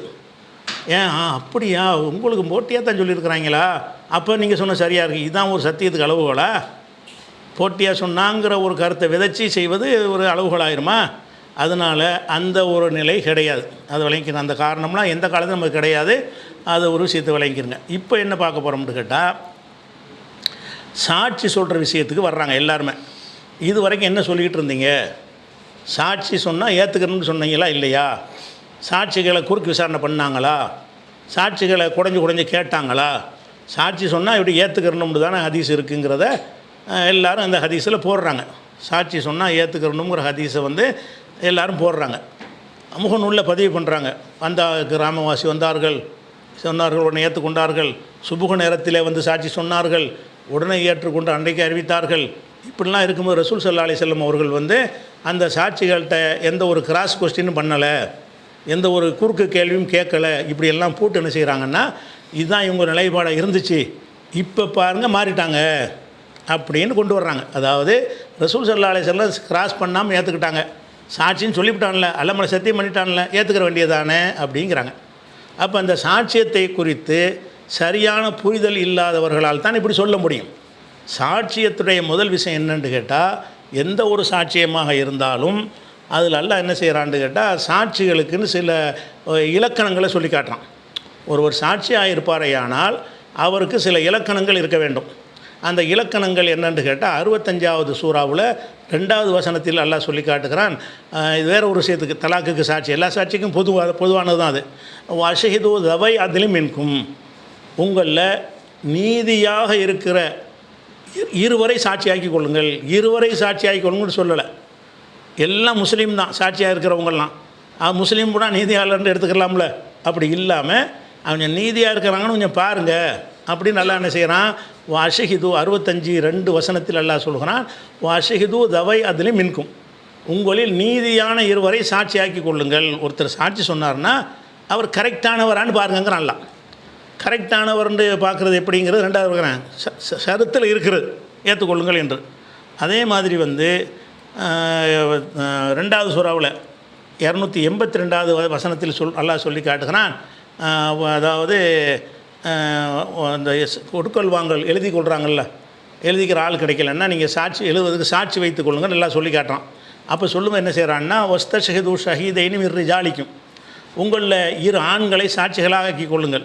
இப்போ இல்லம் இயக்குனா ரஜுலைனி இப்போ ரஜுல் முமராத்தானே, 2 ஆண்கள் இல்லை என்று சொன்னால் 1 ஆண் 2 பெண்களை சாட்சியாக்கி கொள்ளுங்கள். அந்த சாட்சிகள் யாராக இருக்க வேண்டுமென்றால், மிம்மன் தர்லவுன மினசுகதா, சாட்சியாளர்களில் யார் மீது நீங்கள் திருப்தி அடைகிறீர்களோ அவர்களை சாட்சியாக்குங்க. அல்லாஹ் சாட்சிக்கு என்ன ஷரத்து போடுறான்னு கேட்டால், அவர் சொல்கிறாரா நம்ம திருப்தி ஏற்படணும். சொல்வதில் திருப்தி வரலன்னு வைங்க, சாட்சியே கிடையாது. நீங்கள் சாட்சிங்கிறது சொன்ன சஹாபாக்கள் எல்லாருடைய சாட்சியத்தையும் திருப்தி கொள்ளக்கூடிய சாட்சியம், அதில் ரசூலுல்லாஹ்வுக்கு டவுட் வரல, அது ஒரு விஷயம். இப்போ நான் ஒரு சாட்சியை சொல்கிறேன், நான் சொல்லும்போது உள்ள உளறலை வச்சுக்கிட்டு அவங்களுக்கு சந்தேகப்படுறாங்க ஒருத்தங்க, என்ன இவர் சாட்சிங்கிறீங்க, உன்னோட கொண்டு பேசுகிறான், திருப்தி இல்லையே நீங்கள் சொன்னீங்கன்னா சாட்சி கிடையாது. அப்போ சாட்சியின் மீது திருப்தி படணும் என்பது எதை காட்டுது? சத்தியம் பண்ணினாலும் சத்தியம் பொய்க்கும் பண்ணாலும் விளங்காமையும் பண்ணலாம்ல, உங்களுக்கு திருப்தி வரணும்ல. திருப்தி எதுலாம் வராதுன்னு 2வது சொல்கிறேன். திருப்தி வரணும்னு இந்த வசனம் சொல்லுதா இல்லையா? மிம்மன் தரலவுன ரிலாங்கிறது இருக்குல்ல, ரலியல்லாஹுன்னுலாம் சொல்கிறவங்கள பொருந்தி கொள்ளணும். அப்போ மின்மன் தரலவுன மின சுகதா, சாட்சிகளில் நீங்கள் யாரை பொருந்தி கொள்கிறீர்களோ, ஒன்று நீதியாக இருக்கணும், 2வது உங்களுக்கு சாட்டிஸ்ஃபைஸ் ஆகணும். இது சொல்கிற கரெக்டு தான், இல்லை ஆள் சொல்கிறதுல ஒன்று மாதிரி தெரியலையாண்டா விட்டுருனதை, அது சாட்சி கிடையாது. இது குர்ஆன் காட்டுற வழி. சாட்சி ஏற்றுக்கிறேன்னு அந்த சாட்சிகள் எப்படி இருக்க வேண்டும் என்று கேட்டால், நீங்கள் திருப்தி அடையணும். நீங்கள் நம்ம மீட்டு அல்ல சாட்டுறான்.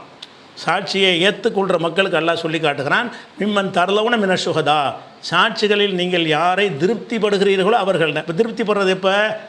ஒரு முஸ்லீம் சொன்னாலே நம்ம திருப்திப்பட்டு ஏற்றுக்கிறோம். அவர் உளர்னா திருப்தி நமக்கு வராது. திருப்தியின்மை எப்போ வரும்னு கேட்டால், சாட்சி சொல்லும்போது இப்போ ரசூல்லாட்ட தினவர் சொன்னாங்களே, கிராஸ் கேள்வி கேட்டாங்களான்லாம் கேட்குறாங்க. ரசூல்லாட்ட சாட்சி சொன்னவங்க 7 மணிக்கும் பார்த்தா 7:15 பார்த்தான்னு சொன்னாங்களா? சொன்னால் கேட்டிருப்பாங்க. ரசூல்லாட்ட வந்தவர் ஒன்று சொன்னார், பிறை பார்த்தோம், நேற்று ராத்திரி பிறை பார்த்தோம், நேற்று ராத்திரி பார்த்தோம், நேற்று சாயந்தரம் பார்த்தோன்னு உளர்னார்னா ரசூல்லா கேட்டிருப்பாங்க, என்னடா ஒன்று சொல்லுன்னு கேட்டிருப்பாங்க. ரசூல்லா கேட்கலன்னா ரசூல்லாட்ட சாட்சி சொன்னவர் ஒழுங்காக சொன்னார். ரசூல்லா விசாரித்தாங்களும் கேட்குறாங்க, ரசூல்லா விசாரிக்கலைன்னா எதனால் விசாரிக்கலை? அவர் கரெக்டான ஆள், கரெக்டாக சொல்கிறாரு. எந்த பிறை சாட்சியத்திலையாவது முரண்பட்டு சாட்சி சொன்னார்னு வருதா? முரண்பட்டு வந்தால் தானங்க விசாரிக்கணும். முரண்பாடு இல்லாட்டி தான் திருப்தி. முஸ்லீம் சொல்கிறான்னு திருப்தி அடைஞ்சிருவோமே. ஒரு மூமின்னு சொல்லிட்டான்னு சொன்னால் ஒன்றரை சாட்சின்ட்டாங்களே, ஒரு ஆம்பளையும் பொம்பளையும் பார்த்த விஷயத்தை வச்சு நம்ம ஏற்றுக்கிற போது பெரிய கொஸ்டின் பண்ணாங்கல்ல 2020. அப்போ நம்ம ஏற்றுக்கிட்டோமா இல்லையா? அதில் வந்து ஒரு கிராஸ் பண்ணல, பிறை விஷயமாக கரெக்டாக அவர் சொன்னார். அப்போ இதில் என்ன, ஒருத்தர் சாட்சி சொல்கிறாரு, அவர் சொல்வதிலேயே வந்து முரண்பாடும் இதில் சந்தேகங்களும் பிரச்சனையும் இருக்குன்னு வந்தால் இவர் சாட்சியத்துக்கு தகுதி இல்லைன்னு எடுக்கணுமா இல்லையா? உலகத்தில் எடுப்பீங்களா இல்லையா? சாட்சிங்கிறது பிறைக்கு எடுத்துக்கணும், பிறைக்கு உள்ளதுக்கு வச்சுட்டிங்க. உலக விஷயத்துக்கு வந்து இப்படி எடுப்பீங்களா இல்லையா? ஒரு ஆள் சாட்சி சொல்கிறார், உங்களுக்கு எதிராக சாட்சி சொல்கிறாரு. அப்போ ரசூல்லாட்டே ஒரு வழக்கம்லாம் வரும். வந்து இந்த ஒரு சத்தியம் பண்ணி சொல்லுவாங்க, ஆதாரம் இருக்கான்னு கேட்பாங்க. என் சொத்து ஓன் சொத்து 2 பேருக்கு சண்டை. ஒருத்தர் வந்து வழக்கு கொண்டு வந்துடுவார். சரிப்பா ஓன் சொத்துங்கிற உன்ட்ட ஆதாரம் இருக்கான்னு கேட்பாங்க. அவர் ஆதாரம் இல்லைம்பார். அப்போனா அவன் சத்தியம் பண்ணி அவரை எதிர்பார்ட்டிக்கு கொடுத்துருவேங்கிறாங்க. அப்போ இந்த சகாபி சொல்லுவார், அந்த ஆள் பொய்யாகவே சத்தியம் பண்ணிடுவாருங்கிறாங்க. பொய்யா கூட சத்தியம் பண்ணிடுவார்னு என்ன செய்கிறாங்க, அவர் சொல்கிறாரு. அப்படியெல்லாம் வந்து செய்வார்கள். வந்தால் தான் என்ன செய்யணும்னா சாட்சிகள் பொய் சொல்லுவோம் இருப்பார்கள்ங்கிறத சிந்திக்கணும். அப்போ நமக்கு அல்லாஹ் என்ன சொல்கிறான்னு கேட்டால், சாட்சி வந்து நேர்மையாக இருக்கணும். நேர்மைக்கு அளவுகோல் என்ன? பொய் சொல்லக்கூடாது, முரண்பட்டு பேசக்கூடாது, முன்னு மாற்றி பேசக்கூடாது. அதுதான் அதை மாதிரி உள்ளதுக்கு அர்த்தம். ரெண்டாவது அந்த 282 சொல்லுவது வந்து நீங்கள் திருப்தி அடையும் சாட்சின்னு சொல்லணும். இப்போ இவர்கள் சொன்ன சாட்சி எதிலெல்லாம் திருப்தி இல்லைன்னு நான் உங்களுக்கு விளக்குறேன். அதுக்காக சொல்கிறேன். முதல்ல சாட்சி இது குறுக்கு விசாரணை செய்யலாமா, கேள்வி கேட்கலாமான்லாம் கேட்குறாங்க. கேட்கக்கூடாது. கேட்குற மாதிரி பேசுனா பிறை பார்த்தோன்னு மட்டும் சொன்னால் கேட்க மாட்டோம். அவர் சொல்லும்போதே வேண்டாத விஷயத்தெல்லாம் சொல்லி உன்னை கூட மாற்றி கீத்தி பேசி குழப்பினார்னு சொன்னால் அப்போ கேட்க தானே வேண்டியது இருக்குல்ல. கேட்க வேண்டியது எதனால? திருப்தி வரலையில. அப்போ திருப்தி வருமா? எந்த ஒரு மனிதனுக்காவது இந்த மாதிரியான ஒரு சாட்சியத்தில் திருப்தி வருமானு யோசிச்சு பாருங்கள். என்னென்னலாம் செஞ்சாங்கன்னு நான் ஆதாரத்தோடு போடுறேன், என்னென்னலாம் முரண்பட்டுருக்குறாங்கன்ட்டு. அதில் திருப்தி வரக்கூடியதாக இருக்குமான்னு நீங்கள் சிந்திச்சு பாருங்கள். திருப்தி வராது. அடுத்து என்னென்னு கேட்டால், இன்னொரு வசனத்தில் சொல்கிறான், 5வது சூறாவில் 108 எல்லாம் சொல்கிறான். அதில் என்ன சொல்கிறான்னு கேட்டால், சாட்சியத்தில் வந்து எதிர் சாட்சியம்னு ஒன்று இருக்கிறது. எதிர் சாட்சியம்னு சொன்னால் 2 பேர் வந்து சாட்சி சொல்லிடுவாங்க. பிரயாணத்தில் இருக்கும் பொழுது ஒரு ஆள் வசியத் செய்கிறார். பிரயாணத்தில் உள்ளூரில் வசியத் செஞ்சால் முக்கியமான ஆட்களை, தெரிஞ்ச ஆட்களை கூப்பிட்டு வச்சு வசியத் செய்யலாம். வெளியூரில் பிரயாணத்தில் இருக்கும்போது அந்த கூட்டத்தில் 100 பேர் 50 பேர் சேர்ந்தானே போவாங்க. அவர் மூத்து நெருங்கிருச்சு அவருக்கு. அவர் 2 பேரும் கூப்பிட்டு சாட்சி சொல்கிறார். சாட்சி சொல்லும்போது என்ன செய்வார், எனக்கு தான் வசியத் செஞ்சாருன்னு வந்து என்ன செய்வார், அவர் இறந்து போயிட்டார். இறந்து போகும்போது இந்த விஷயங்களை எல்லாம் என் பேருக்கு தரணும்னு சொல்லி அவர் சொல்லிட்டு போயிட்டார் அப்படின்னு ஒரு 2 பேரை சாட்சி செட்டப் பண்ணி கொண்டா ரசூலுல்லாஹ்ட்ட சொல்லுவாங்க. ஏற்றுக்கலாமான்னா அவர்கள் சொல்வதில் சந்தேகம் வரும் என்று சொன்னால் அப்போ என்ன செய்யணும்னா வேறு 2 பேர் எதிர் சாட்சி சொல்லணும்னு எல்லாம் சொல்லி காட்டுறான். வேறு என்ன இருந்துச்சு, இல்லை இவங்க சொல்கிறது சரியில்லை, இவங்கள்ட்ட சொல்லவே கிடையாது, அதுக்கு சான்ஸே கிடையாது அப்படின்னு சொல்லி அவங்க எதிர்த்து மறுக்கணும்னு எல்லாம் சொல்லி காட்டுறான். சாட்சியத்தை ஏற்றுக்கணும்னு சொல்லக்கூடிய அல்லாஹ் தான் அந்த சாத்தியத்தில் எப்படி வருதுன்னு கேட்டால், அதாவது அன்தும் லரப்தும் ஃபில்லர்லி, பூமியில் பயணம் செய்து போயிருக்கும் பொழுது நீங்கள் வசீத் செஞ்சீங்கன்னா சாட்சி ஏற்படுத்தி கொள்ளுங்கள். இப்போ அசாபத்துக்கும் முசீபத்துல் மௌத்தி, இப்போ மௌத்துங்கிற முசீபத்து உங்களுக்கு வந்து விட்டது என்று சொன்னால் நீங்கள் சாட்சி சொல்லுங்கள். அந்த சாட்சிகள் என்ன செய்யணும்னா தகசி போடுவோமா மிம்பாதி சலாத்தி, தொழுகை முடிஞ்சவொன்னு அவங்கள நிப்பாட்டி வச்சுக்கிறோங்க. இப்போ யகுசிமானி பில்லாஹி, அல்லாஹ் மீது அவங்க சத்தியம் பண்ணுவார்கள். இனிப்தர்த்தும், நீங்கள் சந்தேகம் கொண்டீர்களே, ஆனால் எப்படி சத்தியம் பண்ணுவாங்கன்னு கேட்டால், லா நஸ்தரி பிஹி சமனா, இது எந்த ஒரு பொருளாதார ஆதாயத்துக்கு நாங்கள் இதை சொல்லவில்லை. உளவுக்கான தா குர்பா, எவ்வளோ நெருங்கிய உறவினராக இருந்தாலும் அவருக்கு சாதகமாக இந்த சாட்சியை நாங்கள் சொல்லலை. ஒலா நக்தும் ஷஹாதத்தல்லா, அல்லாவுடைய சாட்சியை நாங்கள் மறைக்கலை. அப்படி மறைச்சா நாங்கள் தான் பெரிய குற்றவாளின்னு சொல்லி சத்தியம் செய்யணும். சத்தியம் பண்ணி சாட்சி சொல்லணும். இப்படி சாட்சி சொன்ன பிறகு ஒயின் உசிர அல அன்னஹும் மஸ்தஹக்கா இஸ்மன், அவங்க தப்பாக தான் சாட்சி சொல்கிறார் என்று அறியப்பட்டால், அப்போ சாட்சி சொல்வதை வந்து வேறு இன்னொரு 2 பேர் இல்லை சந்திக்கவே இல்லை, உங்களை சாட்சி சொல்லலை, நான் தான் சபையில் இருந்தேன், அந்த பிரயாணத்தில் இருந்தேன்ட்டு 2 பேர் வந்து செய்கிறாங்க, எதிர் சாட்சி சொன்னானே. ஆனால் அவங்க 2 பேரும் வந்து என்ன செய்யணும், எதிர் சாட்சி சொல்லி அதை மடக்கி விட்டுருணுங்கிறான். அது ஏற்படாது. அப்புறம் இந்த 2 பேர் சாட்சி சொல்கிறாங்க, வேறு 2 பேர் என்ன செய்கிறாங்க, இல்லைங்க அவங்க சொந்தக்காரங்களுக்கு ஆதாயத்துக்காக வேண்டி சொல்கிறாங்க, அந்த ஆள் சாகும்போது எந்த விஷயத்தையும் பண்ணலை, இது பொய் சொல்கிறாங்க அப்படின்ற அந்த சபையில் இருந்தவர்கள் 2 பேர் வந்து சொன்னார்களே. ஆனால் அதை ஏற்றுக்கிறங்கன்னு நல்லா என்ன செய்கிறான்னா 108வது 5வது சூறா 108 சொல்கிறான். அப்போது சாட்சி சொன்னால் அதோட ஃபினிஷிங் மார்க்கத்தில் இல்லை. அதாவது சாட்சி சொல்கிற ரசூலுல்லாஹ் காலத்தில் பிறைக்கு சொன்ன சாட்சியெல்லாம் ஏற்றுக்கிட்டாங்கன்னு சொன்னால் அந்த சாட்சிகள்லாம் கரெக்டான ஆளுகளாகவும் இருந்தாங்க, கரெக்டாகவும் சொன்னாங்க, கரெக்டாகவும் சாட்சி சொன்னாங்க. அதாவது இப்போ அதில் வந்து முரண்பாடாகவோ பொய்யாகவோ காலையில் ஒரு மாதிரி சாயந்தரம் ஒரு மாதிரி அப்படிங்கிற மாதிரி அவங்க சொல்லியிருந்தால் அதை கேட்டிருப்பாங்க ரசூலுல்லாஹ். கேட்கணும் கண்டிப்பாக. என்ன உன்னோட ஒன்று உளறி இருக்கிறாரு எப்படி விட்டாங்கன்னு கேள்வி வரும். அப்போ நீங்கள் என்னென்ன சாட்சியத்தை ஏற்றுக்கிறதுக்குரிய ஹதீஸெல்லாம் கொண்டாந்து போடுறாங்க. அது யார்? அதுதானே டிஎன்டிஜிக்கு எதிராக 6 வருஷமாக கத்திக்கிட்டு கிடக்குறோம். அந்த ஒரு நாளைக்கு பிறநாளை ஒரு நாளைக்கு நோன்பு ஒரு நாளைக்கு தள்ளி வச்சாங்களே, அதை அந்த 2018 விஷயத்துக்கு இது தான் நம்ம தானே இவ்வளோ அதிசயம் எடுத்து சொன்னோம். சாட்சி ஏற்றுக்கிறதுங்கிற எந்த பஞ்சாயத்தும் கிடையாது. ஆனால் சாட்சியத்தை ஏற்றுக்கொள்வதில் வந்து நம்ம திருப்தி அடைகிற அளவுக்கு அந்த சாட்சி இருக்கணும். அதுதான் அடிப்படையான விஷயம். திருப்தி அடைகிறண்டா என்ன? அதே மாதிரி இன்னொரு விஷயம் இருக்குது. 17வது சூறாவில் 36 வசனத்தில் அல்லாஹ் சொல்கிறான். என்ன சொல்கிறேன்னா, வலா தக்ஃபு மா லைஸ லக பிஹி இல்முன், திட்டவட்டமான அறிவு இல்லாவிட்டால் பின்பற்றாத. திட்டவட்டமான அறிவு எப்போ வரும்? அவர் சொல்வதில் டவுட் இல்லாட்டி தான் திட்டவட்டமான அறிவு வரும்.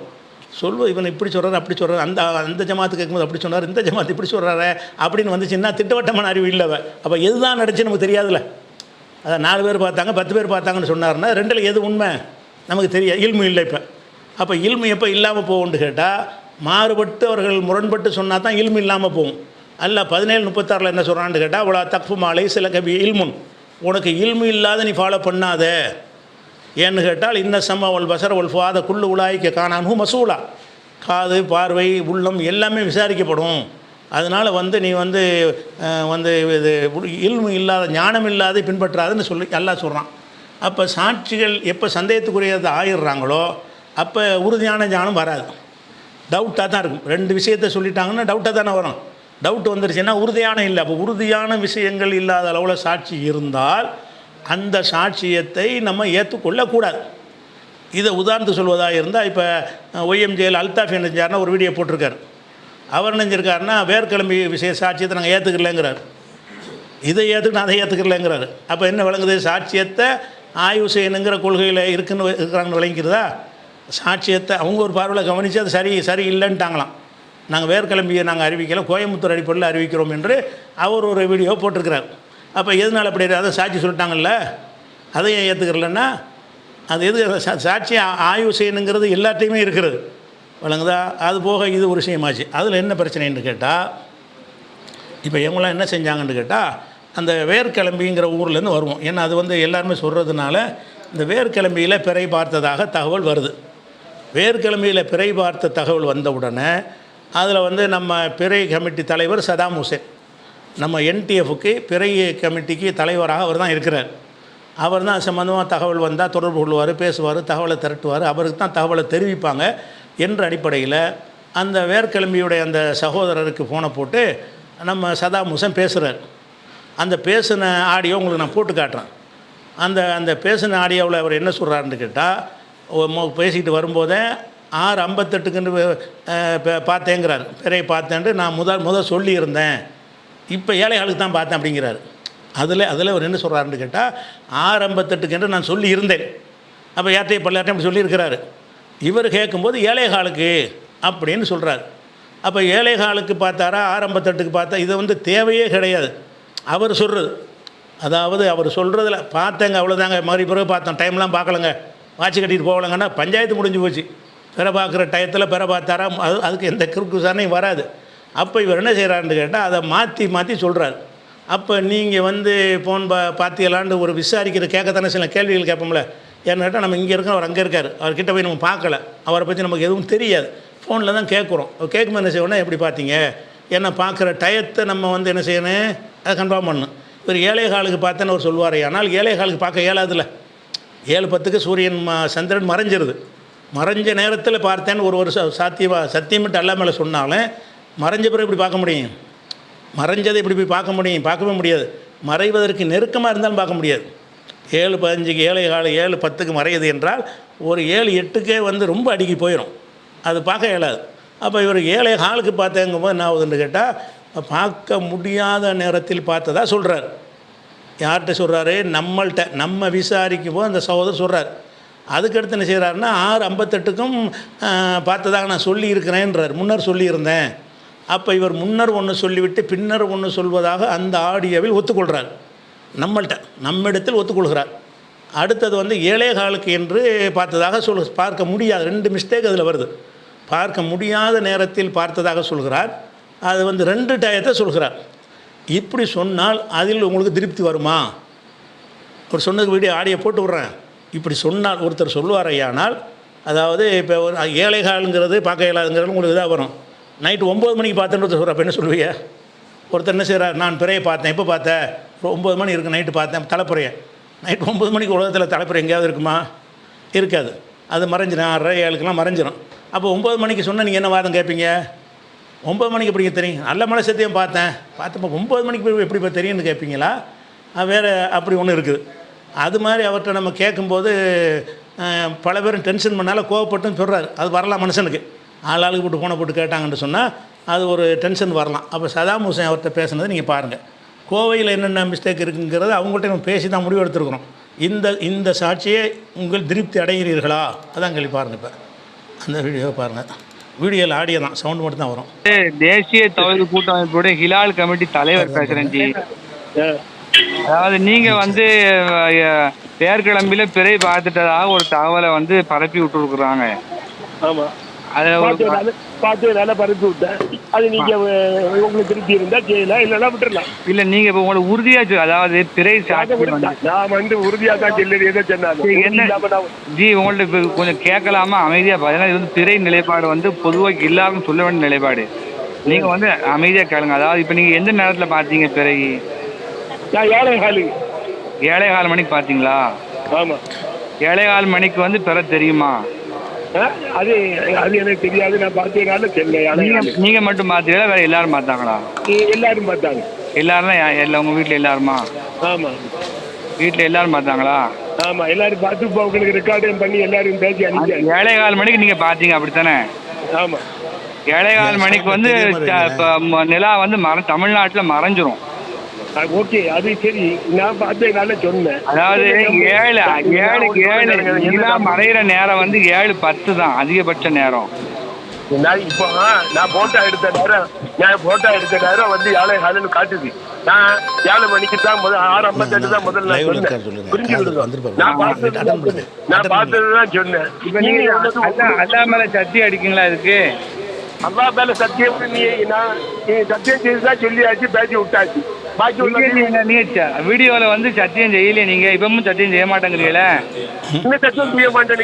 நீங்க என்ன பேசிட்டு இருக்கீங்க? நீங்க என்னத்துக்கு தேவையில்லை? உங்களுக்கு நாளை நீங்க கொண்டாட நான் பார்த்து உங்களுக்கு சொல்ல வரேன். இது இபாதத்து விஷயம் இல்லைங்க. நீங்க இஷ்டத்துக்கு வந்து பிறைய பார்த்தோன்னா எப்படி பிறைய பாத்திய? 7:15 மணிக்கு நீங்க 7:15 மணிக்கு. அப்போ இதில் வந்து என்னென்ன செய்தி வருதுன்னு கேட்டால், சத்தியம் என்று ஒன்று கேட்குறாரு. அது கேட்க தேவையில்லை. நம்ம கேட்குறதும் சிலது தவிர அது கேட்க தேவையில்லாத ஒன்றுலாம் இருக்கும். சத்தியம் பண்ணி கேட்க சொல்லலை. ஆனால் அவர் கேட்குறாரு. சரி, அவர் மறுத்தா கூட பிரச்சனை இல்லை. சத்தியம்லாம் சொல்ல முடியாது. நம்ம ஒரு நிமிஷம் நம்பிட்டு போயிடலாம். ஆனால் பிரச்சனை நமக்கு எதில் வருதுன்னு கேட்டால், பார்க்க முடியாத நேரத்தில் பார்த்ததாக சொல்லும் சாட்சி வந்து உங்களுக்கு திருப்தி தருமா? அப்போ 8 மணிக்கு பார்த்தேன்னு சொன்னாலும் திருப்தி அடைவீங்களா? 9 மணிக்கு பார்த்தேன்னு சொன்னால் திருப்தி அடைவீங்களான்னா அதுக்கு திருப்தி அடைய மாட்டீங்க. அல்லமலை சத்தியம் பண்ணி சொன்னாலும் திருப்தி அடைய மாட்டீங்க. ஏன்னு கேட்டால், தெரிஞ்ச உண்மைக்கு மாற்றமாக சத்தியம் நிற்காது. சத்தியம் என்பது உண்மையாக பொய்யாண்டு தெரியாததுக்கு தான் சத்தியம் பண்ண சொல்லுவோம். டவுட்டுக்கு தான் சத்தியம். கன்ஃபார்மாக தெரிஞ்சதுக்கு மாற்றமாக வந்துக்கிட்டு சத்தியம் கேட்டுக்கிட்டு முடிவுலாம் செய்ய முடியாது. இது கன்ஃபார்ம். ஏழை ஆளுக்கு தெரியாது என்பது கன்ஃபார்மான விஷயம். அப்போ தெரியாது என்கிற ஒரு நேரத்தில் பார்த்ததா சொல்லும் பொழுது அந்த வேர்க்கிளம்பி விஷயம் வந்து அதுவும் எடுபட்டு போயிடுதா. அடுத்து என்னன்னு கேட்டால், இப்போ வந்து நம்ம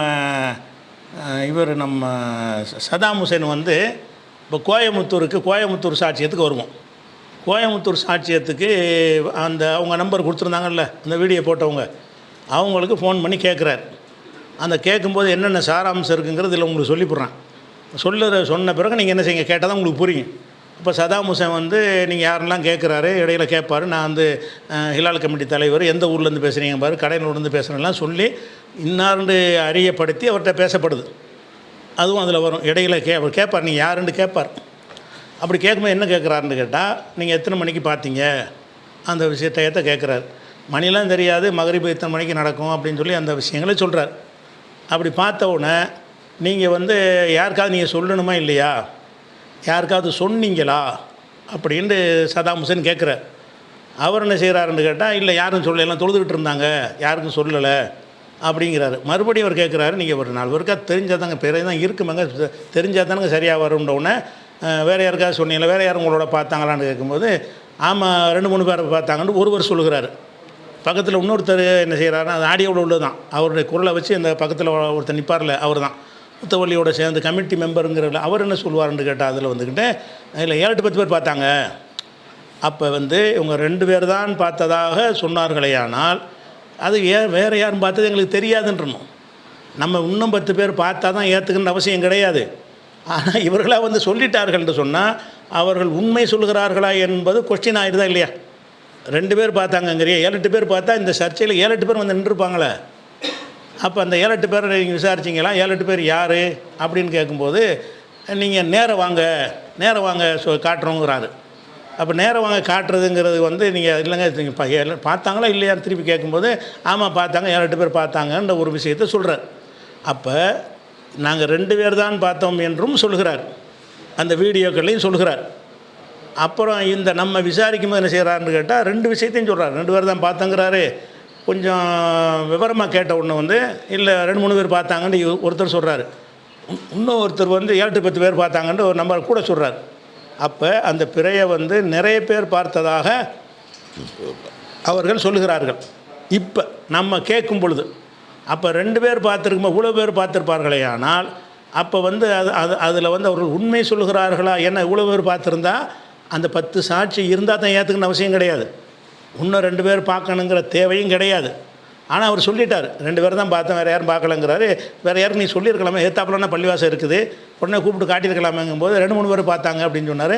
அப்புறம் ஒரு 7-8 பேர் பார்த்தாங்க. அந்த அந்த வாசகங்கள் 2மே உங்களுக்கு அந்த நம்ம விசாரிச்சையில் வரும். நம்ம குருட்டுத்தனமாகலாம் எடுக்கலை. ஆனால் அவசரமாக அது லைவ் போடும்போது இந்த ஆடியோலாம் சேர்த்து உங்களுக்கு போட்டு விட்டுருக்கணும். அது உள்ள சூழ்நிலைகள் அன்றைக்கி உள்ள பரபரப்பில் அது செய்ய முடியலை. அதனால் என்னாச்சுன்னு கேட்டால் தப்பாக விளங்குறதுக்கு வாய்ப்பு இருக்கிறது.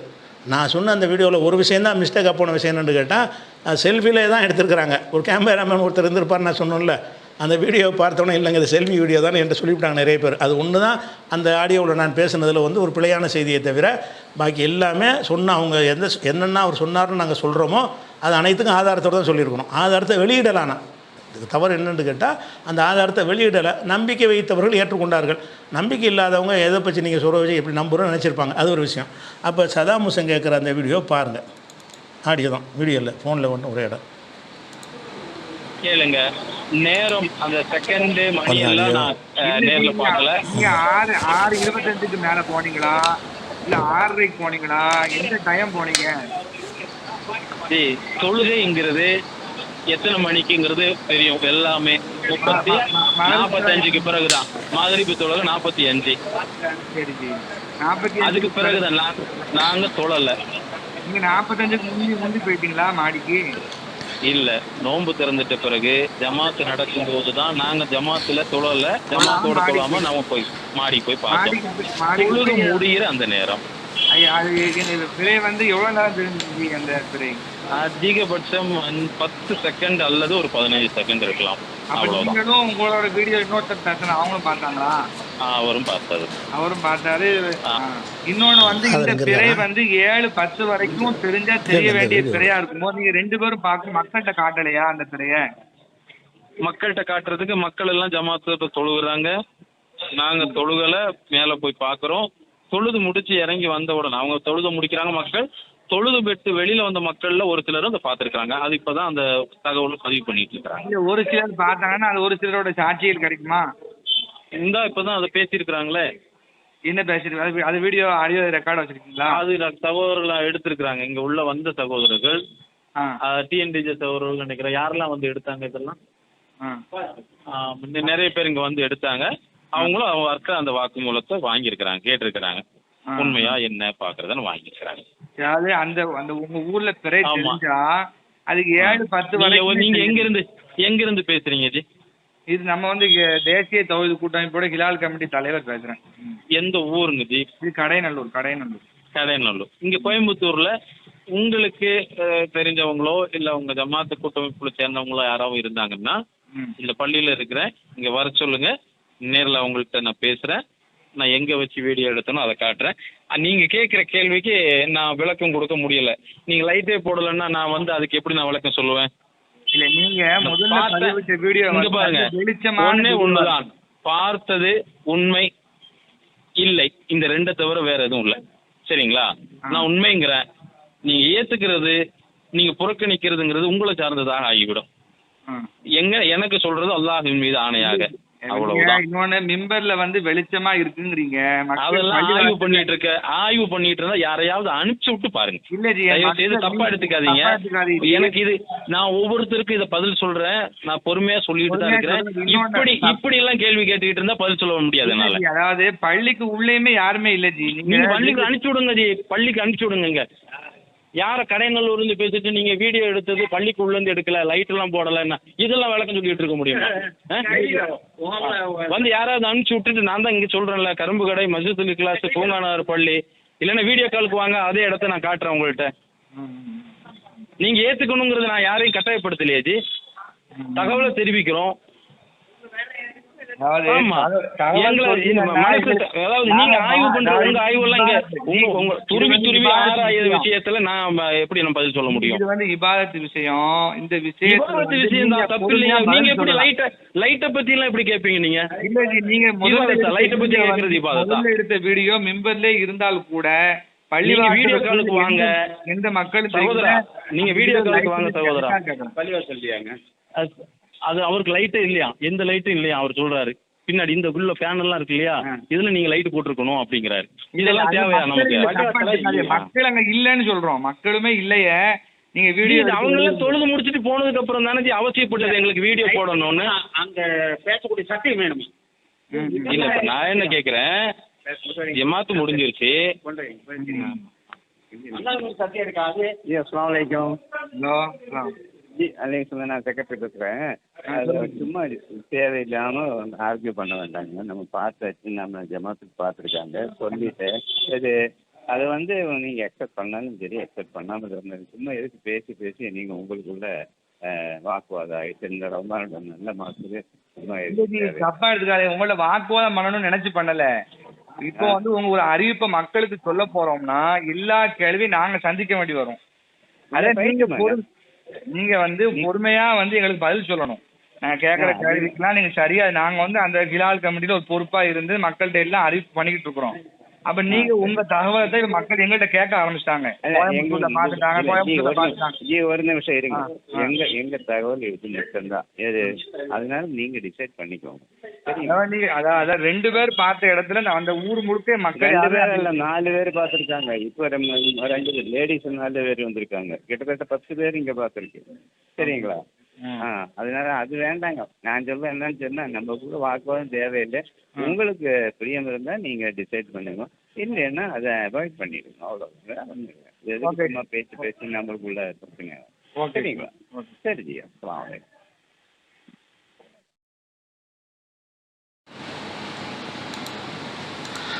அப்போ இது வந்து நம்ம சதாம் ஹுசேன் அவர்கள் வந்து அந்த கோயமுத்தூரில் பிறை பார்த்தவங்கள்ட்ட பேசின ஒரு ஆடியோ.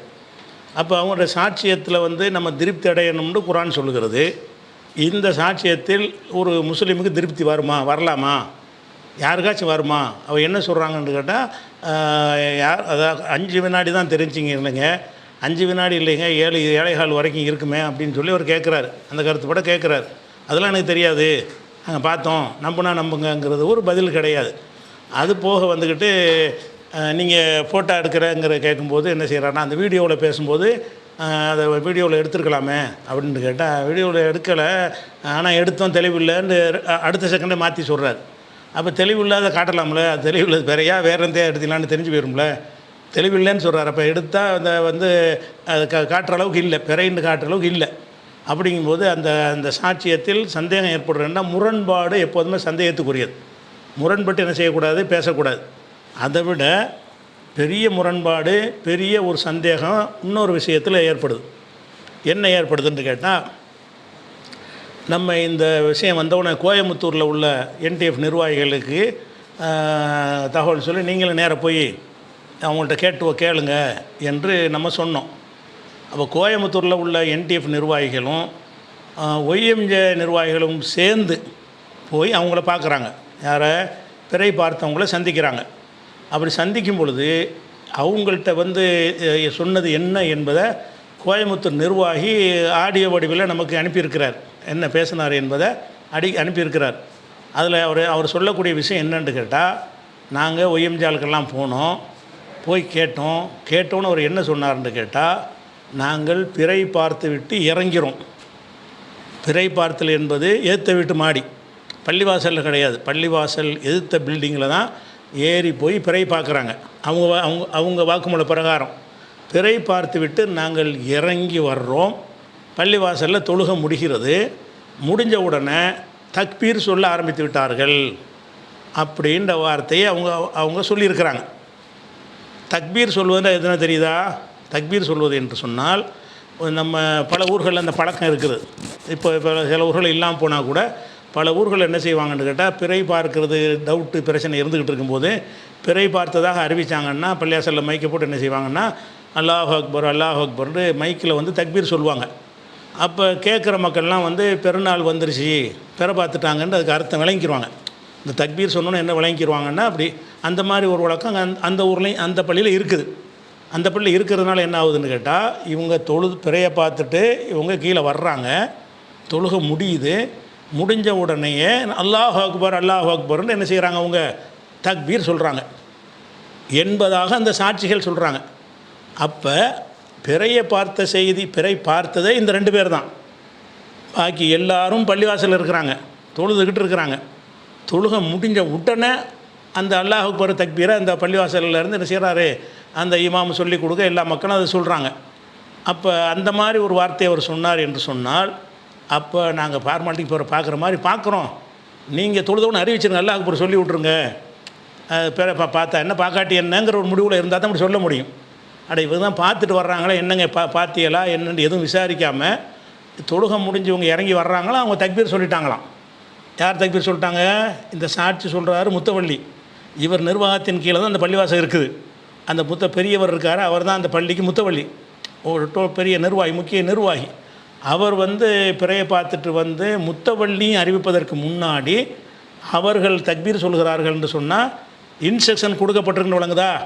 அன்றைக்கி பிறைங்கிற முடிவு எடுத்து ஆகணும்னு இருந்திருக்கிறாங்க. அதை பிறை பார்க்குற மேட்டரே கிடையாது அவங்களுக்கு. பிறை பார்க்கணுங்கிறது இல்லாமல் எப்படியாச்சும் இன்றைக்கி பெருநாள் ஆக்கணுங்கிற ஒரு முடிவு இருக்க போய் தான் இறங்கி வரும்போது இவங்க தக்பீர் சொல்லிட்டாங்க. பிறை பார்த்தது அறிவிக்கிறாங்க. யார் அறிவிக்கிறா? அவருடைய நிர்வாகத்தின் கீழ் உள்ள பள்ளிவாசல்லேருந்து அறிவிக்கிறாங்க. எப்படி அறிவிக்கிறாங்க? தக்பீர் மூலமாக அறிவிக்கிறாங்க. தக்பீர் மூலமாக அறிவிக்கிறது தான் வழக்கம்னு அவர் சொல்கிறார். அது ஒய்எம்ஜால்களும் இருந்திருக்கிறாங்க, கோயம்புத்தூர் நிர்வாகிகளும் இருந்திருக்கிறார்கள் என்று நம்ம கோயம்புத்தூர் நிர்வாகி நமக்கு தெரிவிக்கிறார். அந்த ஆடியோ அவங்களுக்கு போட்டு விட்றான். அப்போ நாம் என்ன கேட்குறோம்னா, இது இது இது எப்படிப்பட்ட ஒரு டவுட் நமக்கு உண்டாக்குறது? பிறை பார்க்கிறதை பற்றி கவலையே படாமல் நீ பார்க்காம போ, நாங்கள் பாட்டு அறிவிக்கிறோம் என்கிற ஒரு ஜமாத்தாக அவங்க இருக்கிறாங்க.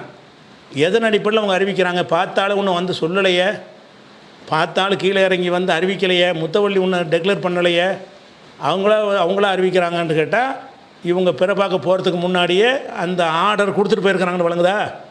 இவர் தானே முத்தவள்ளி, இவரை கேட்காம அறிவிப்பாங்க. அப்போ இவர் வரும்போது அறிவிக்கிறாங்களாம். அப்போ என்ன அர்த்தம்? நான் பிற பார்க்குறமா நான் போயிடுறேன், நீங்கள் வாட்டுக்கு மகரிப் சொன்ன பாங்க சொல்லி தக்பீரை சொல்லி விட்ருங்க என்று சொன்னால் எப்படி இருக்குமோ அப்படியான சாட்சியாக இருக்குது. அப்போ இதில் ஒருத்தனுக்கு திருப்தி வருங்கிறீங்களா? அதை போட்டுடுறேன் பாருங்கள். இதில் யாருக்கும் திருப்தி வராது. திருப்தி வருதுன்னா அது வந்து நம்ம சந்தேகப்பட வேண்டியிருக்கு அவங்களுடைய அந்த சிந்திக்கும் திறனை. பாருங்கள் அந்த ஆடியோ. அஸ்ஸலாமு அலைக்கும் வரஹ்மத்துல்லாஹி வபரகாத்துஹு. கோவை மஸ்ஜிதுல் அக்ரம் பள்ளியிலிருந்து அமானுல்லா நிர்வாகி நான் பேசுகிறேன்.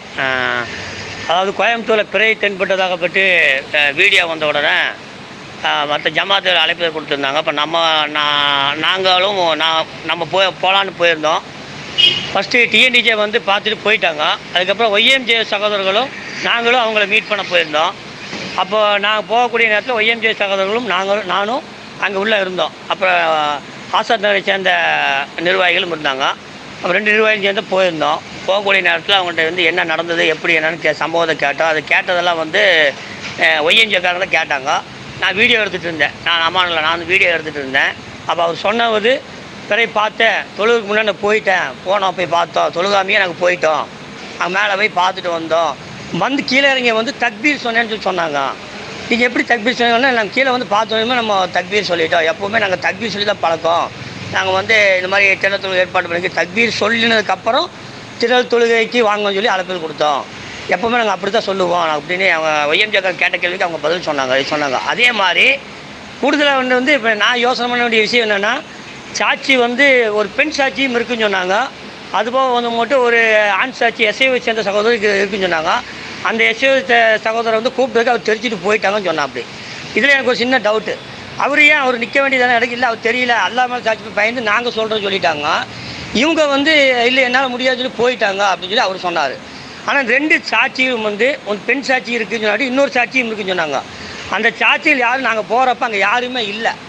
இந்த அஜீஸ் பாய்ங்கிறவரும் அந்த செக்ரட்டரி இருக்கிறல இன்னொருத்தர் அந்த பள்ளியுடைய பொறுப்பில் இருக்கிற முக்கியவர் அஜித்தா இருக்கார், அவரும் இந்த 2 பேர் தான் இருந்தாங்க ஒழிய தலைவர் இருந்தால் அப்படி இவங்க தான் இருந்தாங்க ஒழிய மற்ற சாட்சிகள் பார்த்த சாட்சிகள் யாரையுமே வந்து கண்ணில் காமிக்கலை. நாங்கள் கேட்டு வந்துட்டு எல்லாருமே வந்து மட்டும் அவங்களும் அதை பற்றி குறிப்பிட்ட என்ன டைமிங் என்னங்கிறதெல்லாம் பற்றி கேட்டாங்க. இங்கே கோயம்புத்தூர் வந்து 7:32 அவங்க வந்து இது இஃப்தாருடைய இது நேரம். ஆனால் வந்து அவங்க வந்து 33 அவங்க வந்து 32 சொன்னாங்க. ஆனால் வந்து மேலே போய் நாங்கள் கிளம்பிட்டோம், நோம்பு தொந்தரமே கிளம்பி போயிட்டோம் தான் சொன்னாங்க. போயிட்டு வந்து தான் தக்பீர் சொன்னேன்னு சொன்னாங்க. தக்பீர் சொன்னாங்க ஒழிய மற்றபடி இந்த சாட்சிகள் எதையும் காமிக்கவெல்லாம் கிடையாது அவங்க. அப்புறம் எல்லாமே சாட்சியாக நாங்கள் வந்து எங்களுடைய சுயநலத்துக்காக சொல்லலை, இதுக்காக சொன்னாங்க. அப்போ எல்லோரும் சேர்ந்துட்டு வந்தாங்க. வந்ததுக்கப்புறம் தான் நாங்களும் யோசனை பண்ணோம். பண்ணி நம்மளால் முடியல. ஏன்னா இது வந்து 2 சாட்சியில் வந்து காமிக்கிறோன்னு சொன்னாடி காமிக்கல. இதுக்கு முன்னாடி வந்து கன்னியாகுமரியில் வந்து ஒரு 5 சாட்சியில் காமிச்சாங்க. அவங்க வந்து நேரடியாக வந்து சொன்னாங்க. சொல்லி அதை பார்த்ததுக்கப்புறம் ஊர்ஜினப்படுத்தி தான் வந்து நம்ம டிஎன்டிஜியில் இருக்கும்போதெல்லாம் வந்து அதை கன்ஃபார்ம் பண்ணுது. ஆனால் இவங்க வந்து அந்த சாட்சியில் வந்து இவங்களை தவிர மற்ற சாட்சியில் யாரையுமே கண்ணில் காமிக்கலை. அதனால் எனக்கு ஒரு யோசனை வந்தங்காட்டிக்கு இந்த வந்து மாநிலத்துக்கு என்ன பிறை ஆய்வை பற்றி நமக்கு தெரியாது. அதனால் மாநில முடிவு செய்யுங்கிறதுக்காக வேண்டி இந்த வீடியோ வந்து மாநிலத்துக்கு தகவலாக கொடுத்தேன் நான். இதுதான் நடந்த சம்பவம். அலமேல் சாட்சியை வந்து அவங்க வந்து என் முன்னாடி வந்து சாட்சியில் யாரையும் நான் கண்ணில் பார்க்கல. இல்லை ஒய்எம்ஜி நிர்வாகி இருக்காங்க, அவங்களுக்கு முன்னாடி காமிச்சாங்களா இல்லையான்னு அவங்கள்ட்டே கேளுங்க. அவங்களும் பார்க்கறது, இந்த சாட்சியில் பார்க்கறது அவங்க பேர்கள் மட்டும்தான் சொன்னாங்க ஒழிய அந்த சாட்சியில் யாரும் பார்க்கல. இதுதான் நடந்த சம்பவம். இதை நான் அப்படியே வந்து நான் அவங்களுக்கு தலைமைக்கு வந்து அனுப்பிச்சி விட்டேன், வீடியோ எடுத்து அனுப்பிச்சி விட்டேன் நான். இதை சம்பவம் நடந்தது. இதில் ஏதாவது இருந்தாலும் அல்லா இதை எப்படி ஏற்றுக்கணும் அதை ஏற்றுக்கிட்டோம். நான் போய் நடந்த உண்மையை நான் உண்மையை சொல்லிவிட்டேன், அவ்வளோதான். அஸ்ஸலாமு அலைக்கும் வரஹ்மத்துல்லாஹி வபரகாத்துஹு.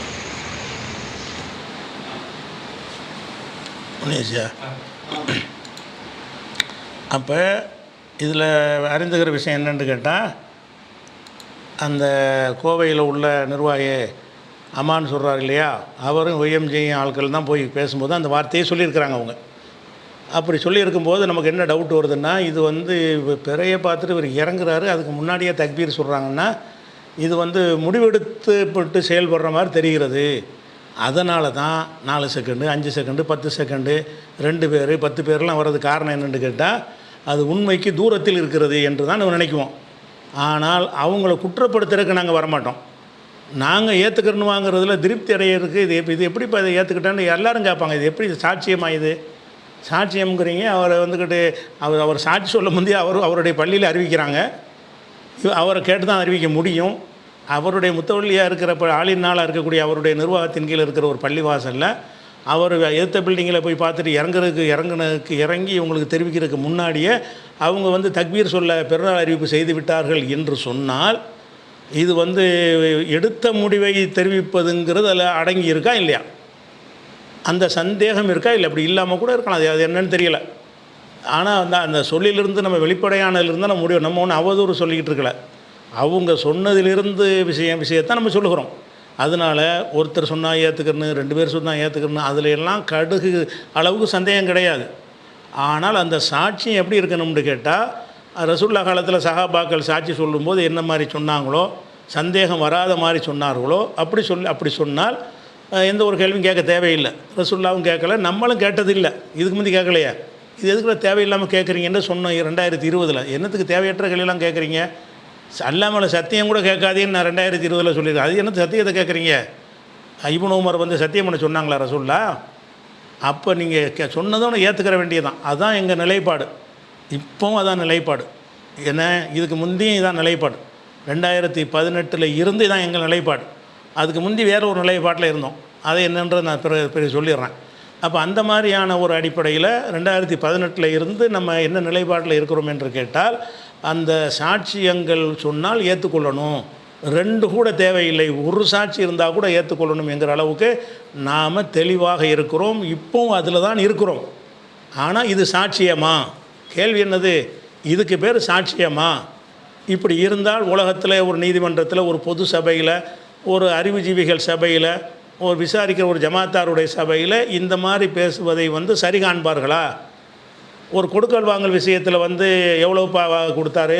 8 லட்சம் கொடுத்தாரு, இல்லை 9 கொடுத்தாரு, இல்லைங்க 8 தான் கொடுத்தாருன்னா என்ன சொல்வீங்க?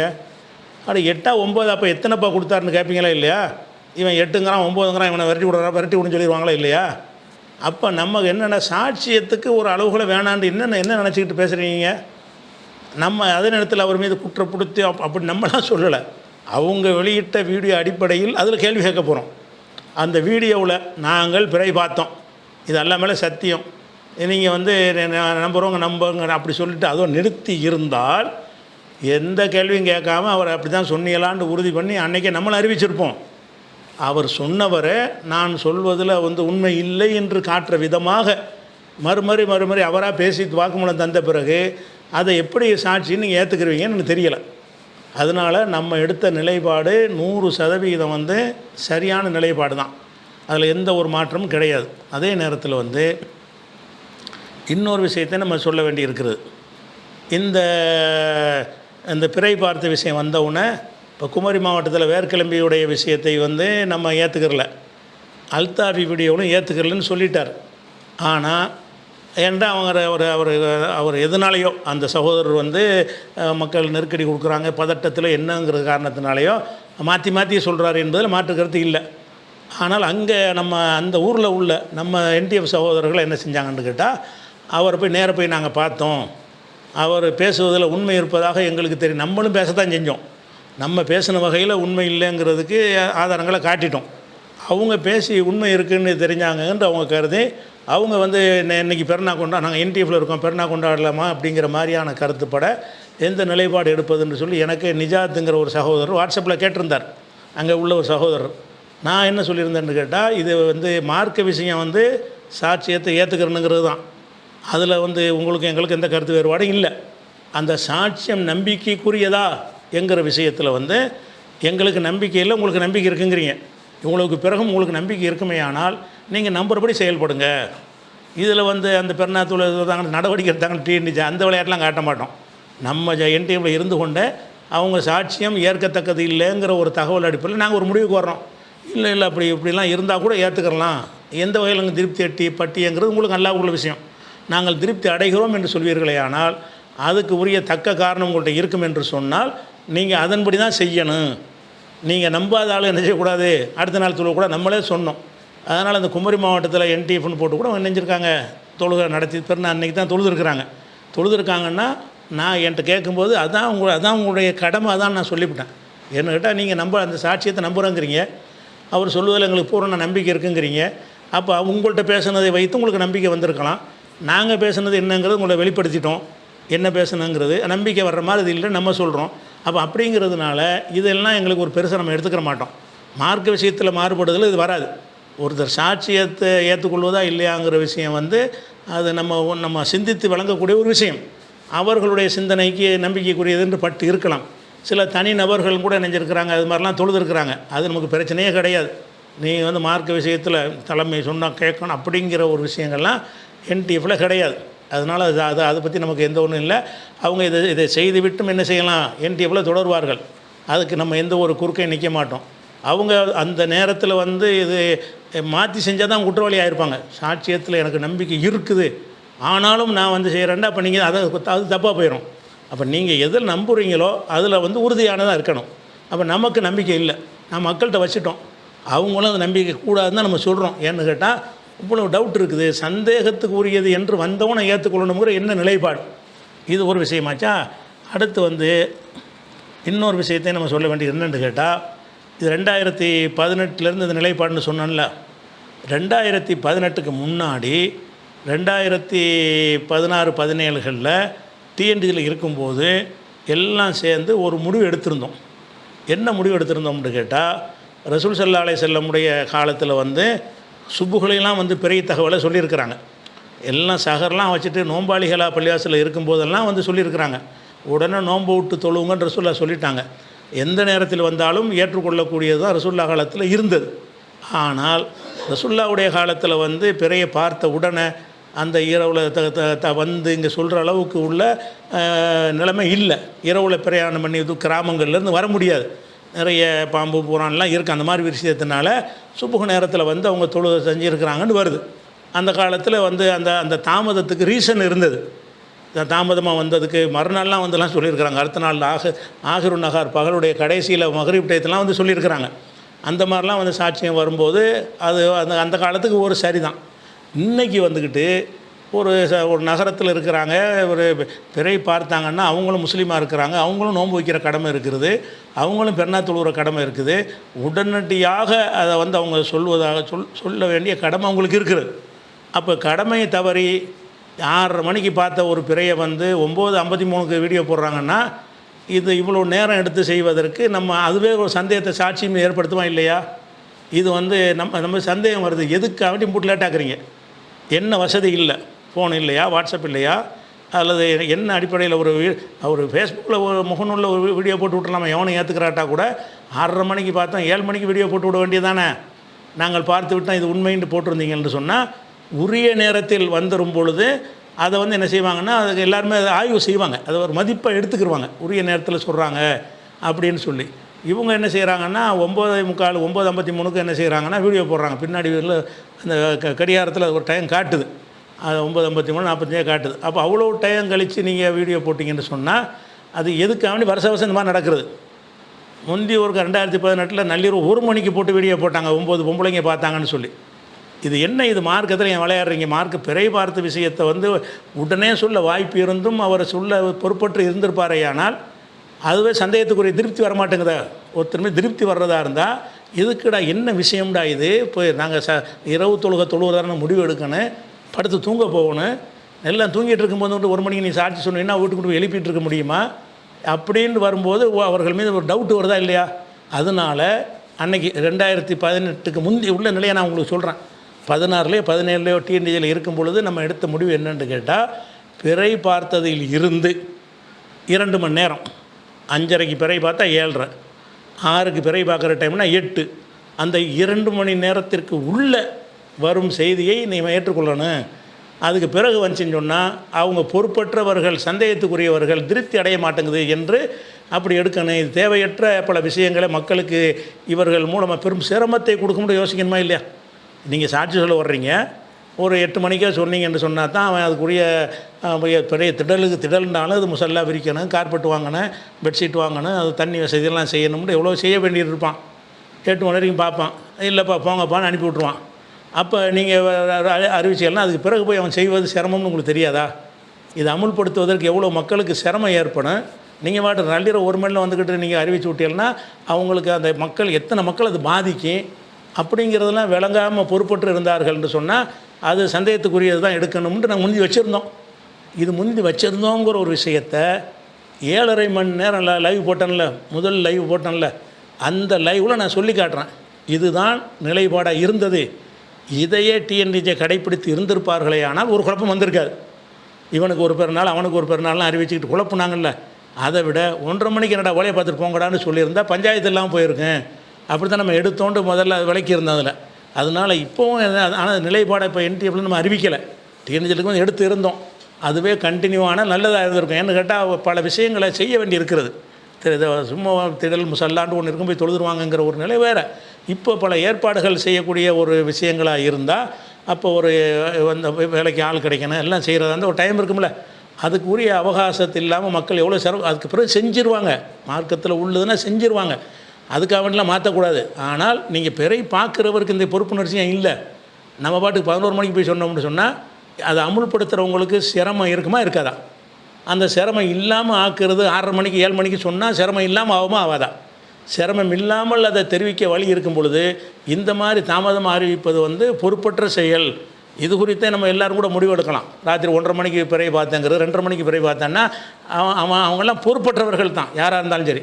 2:30 வரைக்கும் என்ன செஞ்சுக்கிட்டு இருந்த, 1 மணி வரைக்கும் என்ன செஞ்சுக்கிட்டு இருந்த? அப்போ அத்தனை மக்களுடைய இபாதத்தில் விளையாடுவீங்களா? பிற பார்த்து நீ உனக்கும் கடமை தானப்பா, பிற பார்த்துட்டீங்கள, பார்த்து நீ கேள்விப்படலையில, கேள்விப்பட்டேன்னா 10 மணிக்கு கேள்விப்பட்டேன்னு சொல்லணும், நீ தானே பார்த்தவன்.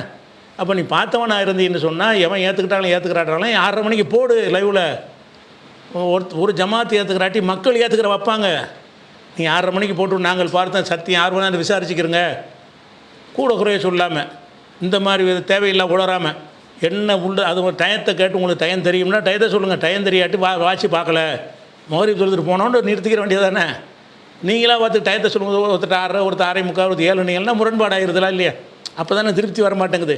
அப்போ திருப்தி வரக்கூடிய வகையில் என்ன செய்யணும், பிறை பார்க்குறவங்க இந்த நிலை வந்துச்சுன்னா எல்லாருக்கும் நல்லது, குழப்பமே வராது. இந்த இந்த நள்ளிரவு குழப்பத்தில் தான் எல்லா பஞ்சாயத்தும் வந்தது, இரவு குழப்பம். அதனால் அது ஒரு நிலைப்பாடு சொல்லிக்கிறேன். ஆனால் அந்த நிலைப்பாடு நம்ம எடுக்கலை. இப்போ லேட்டாக வந்ததையும் நம்ம கன்சிடர் பண்ணணும். ஏன்னா நம்ம அறிவிக்கலையில, அந்த நிலைப்பாடை நம்ம அறிவிக்கலை. லேட்டாக வந்தாலும் அந்த சாட்சியம் நம்பகத்திற்குரியதா என்பதற்காகத்தான் பிறை கமிட்டி தலைவரும் அவர்கிட்ட பேசுகிறாரு. அங்கே உள்ள நிர்வாகிகள், கோயம்புத்தூர் நிர்வாகிகளும் போய் நேரடியாகவே போய் என்ன செய்கிறாங்க, பேசுகிறாங்க. அதனால் நம்ம அது பொறுப்பட்டு நடக்கவில்லை. விசாரிச்சுட்டு என்ன செய்யலை, அதை அலட்சியப்படுத்தி விட்டுறல. அது தேவையற்றது, லேட்டாக வந்திருக்குன்னு நம்ம காரணம் சொல்லலை. ஏற்கத்தக்க விதத்தில் சொல்லியிருப்பார்கள்னு சொன்னால் அதை நம்ம ஏற்று தான் இருப்போம். ஏன்னு கேட்டால் நம்ம அந்த நிலைப்பாடு அறிவிக்கலையில, இல்லை இத்தனை மணிக்குள்ளே வந்தால் தான் ஏற்றுக்கிறேன். அது எல்லாருமா சேர்ந்து எடுக்கணும். இதை ஆளாளுக்கு இப்படி பண்ணுவாங்க, ஒரு டைம் வச்சுருக்கிறேன்னு எத்தனை மணிக்குள்ள ஏன் டயத்தை நிர்ணயிக்கிறேன்னு கேட்டால் நம்ம சாட்சியத்தில் திருப்தி அடையணும்ல. இதில் திருப்தி அடையாது. ரசூலுல்லாஹ் காலத்தில் ஒருத்தர் சுபுகளை சாட்சி சொன்னார்னா அவருடைய சாட்சியத்தை திருப்தி அடைவாங்க. ஏன் அடைவாங்கன்னு கேட்டால் கிராமங்கள்லேருந்து இங்கே வர்றதா இருந்தால் ராத்திரியில் வரமாட்டாங்க, வர்ற வழியிலெல்லாம் பாம்பு பூரா பள்ளி அதை கடந்து வெளிச்சம் இருக்காது, இருட்டில் கடந்து சிரமமாக இருக்கும்னு சுபுகு நேரத்தை சொல்கிறாங்கண்டா அது ஒரு ரீசன். அதில் பொறுப்பட்டு நடந்தாங்கன்னு வராது. ஆனால் இன்றைக்கி நீ எங்கேயும் புறப்பட வேண்டியல, போனால் உட்கார்ந்த இடத்துல இருந்துகிட்டே வீடியோ போட்டு சொல்ல முடியும் நேரத்தில் நீங்கள் இந்த மாதிரி 10 மணி 11 மணிக்கு அறிவித்தல் என்பதை ஒருத்தரும் ஏற்றுக்கிறக்கூடாத நிலைப்பாட்டுக்கு வந்தால் தான் இந்த முடிவு சரியாக வரும். இது ஃபினிஷ் ஆகும். ஒவ்வொரு ஆண்டும் இந்த மாதிரியான ஒரு விஷயங்கள் ராத்திரி நேரத்தில் சொல்லக்கூடியது அடிக்கடி வருகிறது. எல்லோரும் ஒரே நேரத்தில் பிறை பார்த்த ஆண்டில் வராது. அரசு தலைமைகாஜி அறிவிக்காத பிறைகளை பூரா வரும். எல்லாம் எப்படா வருதுன்னு கேட்டிங்கன்னா எல்லாம் 9 மணி 10 மணி 11 மணி. 11 மணிக்கு என்ன, நீ ஒரு முஸ்லீம் தானே, 11 மணி வரைக்கும் நீ பொறுப்பாக நடந்திய, பார்த்தது சாட்சியம் நீனா கேட்டவுன்னு அது சொல்கிற ஒரு கடமை இருக்கா இல்லையா? அந்த ஒரு விஷயத்தை நம்ம கவனத்தில் கொள்ளணும். ஆனால் அது காரணம் இல்லை. இப்போ நாம் இந்த சாட்சியத்தை அந்த நிலைப்பாடை நம்ம அறிவிக்கலை, எல்லோரும் எடுக்கணும்னு கோரிக்கை வச்சுருக்குறோம். எல்லாருமே சேர்ந்து அந்த முடிவுக்கு வந்தோம்னு சொன்னால் அதுலேயும் கூட ஒரு குழப்பம் இல்லாமல் போயிடும். அப்படி இல்லாத வரைக்கும் எத்தனை மணிக்கு வந்தாலும் நம்ம எடுக்கத்தான் போகிறோம். ஆனால் சரியாக இருக்கணும். எங்களது சாட்சியம் சந்தேகத்துக்கு அப்பாற்பட்டதாக இருக்கணும், திருப்தி அடையணும்னு நல்லா சொல்லி காட்டுறான். மிம்மன் தரலோன்னு மின்ன சுகதா, சாட்சிகளில் நீங்கள் யாரை திருப்தி அடைகிறீர்களோன்னு சொல்கிறான். உங்களுக்கு திருப்தி வருதான்னு நீங்கள் யோசிச்சு பார்த்துக்கிறங்க. எங்களுக்கு திருப்தி வரலன்னு அறிவிச்சிட்டோம். அதே நேரத்தில் யாருக்கெல்லாம் திருப்தி வருகிறதோ அவர்கள் அதற்கேற்ப நடந்து கொண்டார்கள் என்று சொன்னால் அவர்களை குறை சொல்ல மாட்டோம், கண்டிக்க மாட்டோம், டிஎன்டிஜையும் கண்டிக்க மாட்டோம். 2018 செஞ்சதை கண்டிப்போம். ஏன்னு கேட்டால் குமரிக்கு ஒரு பெருநாள், இவனுக்கு ஒரு பெருநாள், நோம்பை விட்டுரு, பெருநாள் அடுத்த நாள் கொண்டாடு, இந்த மாதிரியான பைத்தியம் விளையாடாமல் நாங்கள் சாட்சியை ஏற்றுக்கிட்டு அறிவித்தோன்னு ஒத்தறிவு செஞ்சாங்கல்ல, அது ஓகே. அவங்க சாட்சியத்தை திருப்தி அடைஞ்சால் அறிவிக்கலாம். சாட்சியத்தில் திருப்தி அடைந்தார்கள்னால் அவங்க அறிவிக்கலாம். டிஎன்டிஜி அறிவித்தது என்று நம்ம தப்புன்னு சொல்ல மாட்டோம். ஆனால் நாம் ஆய்வு செஞ்ச கோணத்தில் எங்களுக்கு திருப்தி இல்லை. ஏன்னா அவர்கள் ஆய்வு செஞ்ச கோணத்தில் திருப்தி வருதுன்னா அவங்க அப்படி தான் கேள்வியை கேட்குறாங்க. அவங்க கேட்கும்போது பார்த்தியலா, அல்லாமல் சத்தியம் பார்த்தியலா, அப்போ இதில் திருப்தி அடைஞ்சிருவாங்க. நம்ம என்ன பார்க்குறோம், இவங்க சொன்னதெல்லாம் என்னங்கிறத வச்சு தானே கேட்கணும். சாட்சி சொன்னது இவங்க அப்படி தான் கேட்குறாங்க, திருப்தி அடைஞ்சவங்கிறாங்க. அல்லாமலை சத்தியம் பண்ணிட்டோன்னா திருப்தி அடைகிறோங்கிறாங்க.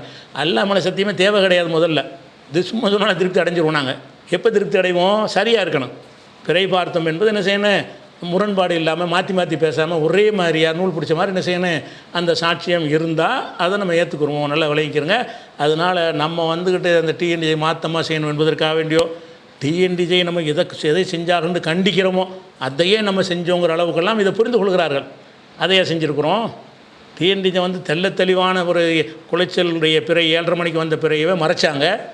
1:30 மணிக்கு ஒருத்தர் உட்காந்துக்கிட்டு லைவ் போட்டு பொம்பளையில் வச்சுக்கிட்டு பிறை பார்த்தாங்கன்னு போட்ட உடனே தான் ஒரு சர்ச்சையான பிறகு ஒரு முடிவு எடுக்கிற நிலைக்கு அவங்க தள்ளப்பட்டாங்க. அதனால் அந்த விளையாட்டுலாம் இங்கே நடக்கலை. நாங்கள் அப்படிலாம் செய்யலை. எந்த ஒரு விஷயத்தையும் முன்னாடியே மறைக்கவெல்லாம் கிடையாது. அதோடு நீங்கள் கம்பேர் பண்ண இயலாது. அதில் இங்கே பெருநாள் அங்கே நோன்புன்னு நாங்கள் என்ன செய்யலை, 2 நிலையெல்லாம் எடுக்கலை, ஒரே நிலை தான். உங்களுக்கு யாருக்கு இந்த நிலைப்பாட்டில் நம்பிக்கை இல்லையோ அவங்க விருப்பப்படி நடந்துக்கிறங்க. அதுக்கு உங்கள் அமலுக்கு நான் பொறுப்பேற்றுக்கிற முடியாது நான் சொல்லிட்டேன். கேட்டவங்கள்ட்ட உங்கள் இபாதத்துக்கு நாங்கள் பொறுப்பு கிடையாது. நீங்கள் இபாதத்து அல்லாவுக்காக செய்கிறீங்க, அது கரெக்டானு நீங்கள் தான் சிந்திக்கணும். உங்களுக்கு அந்த சாட்சிகள் நம்பிக்கை இருந்தால் செய்யுங்கன்னு சொல்லிட்டோம். அதனால் அதில் வந்து உடைத்து கொண்டு போய் விட்டார்கள், அப்படி அதெல்லாம் உடைக்கிறதுக்கு வேலையே கிடையாது இங்கே, வழங்குதா? அது மாதிரி எத்தனை டிஎன்டிஜி ஆளுக்கு வந்து நாளைக்கு இங்கே தொழு வர்ற மாதிரி இருக்கிறாங்க. அதுவும் அது எங்களை உடைச்சிட்டு வர்றாங்க, நாங்கள் சொல்ல மாட்டோம். அந்த நிலைப்பாட்டில் நம்பிக்கை இருந்தால் செய்வாங்க, நம்பிக்கை இல்லாட்டி இப்போ நடந்துக்குருவாங்க. அதான் விஷயம். இதில் எல்லாத்துக்கும் நான் ஆதாரத்தை காட்டினேன். மற்றதெல்லாம் அவங்க போட்ட வீடியோக்கள்லாம் நான் போடலை. ஏன்னா அவங்க போட்ட வீடியோ எல்லோரும் பரவலாக இருக்கிறதுனால அந்த நிர்வாகிகள் போட்டிருக்காங்கல்ல, பிறை பார்த்த உடனே போட்ட ஒரு வீடியோ, அப்புறம் பள்ளிவாசல் நின்றுக்கிட்டு ஒரு பின்னாடி ஒரு வீடியோ போடுறாங்கல்ல, அந்த 2 வீடியோவை நீங்கள் பார்த்துருப்பீங்க. அதுக்கப்புறம் ஒவ்வொரு ஜமாத்தாரர்கள் கேட்கும்போது போட்ட வீடியோக்களையும் நீங்கள் பார்த்துருப்பீங்க. அதெல்லாம் நான் போட்டு காட்டலை. ஆனால் நாங்கள் விசாரித்த வகையில் எங்களுக்கு திருப்தி வரலைங்கிற மாதிரி இருக்குதா இல்லையான்னு நீங்கள் திங்க் பண்ணிக்கிறங்க. அதனால் எங்கள் நிலைப்பாட்டில் எந்த ஒரு தப்பும் கிடையாது. இன்றைக்கி ரமலான் என்று நோன்பு வைத்ததுலேயும் தப்பு கிடையான நிலைப்பாட்டு படி நெஞ்சிருக்கோம். நாங்கள் பிறை பார்க்கப்படலை, சரியான சாட்சியத்தின் மூலமாக பிறை பார்க்கப்படவில்லை, ரமலான் தான் நடந்தது, இப்போ தான் வந்து பிறந்திருக்கிறது ஷவ்வால் என்று நாங்கள் முடிவுக்கு வருகிறோம். அது வந்து இது இந்த இப்போ திருப்தி அடைவது உங்களை சேர்ந்து, அவ்வளோதான் சொல்ல வேண்டிய விஷயம். வேறு சொல்ல வேண்டியிருக்கா? எல்லாம் வந்துருச்சுல. அப்போ நிறைவுபடுத்திக்கிறோம். அஸ்ஸலாமு அலைக்கும்.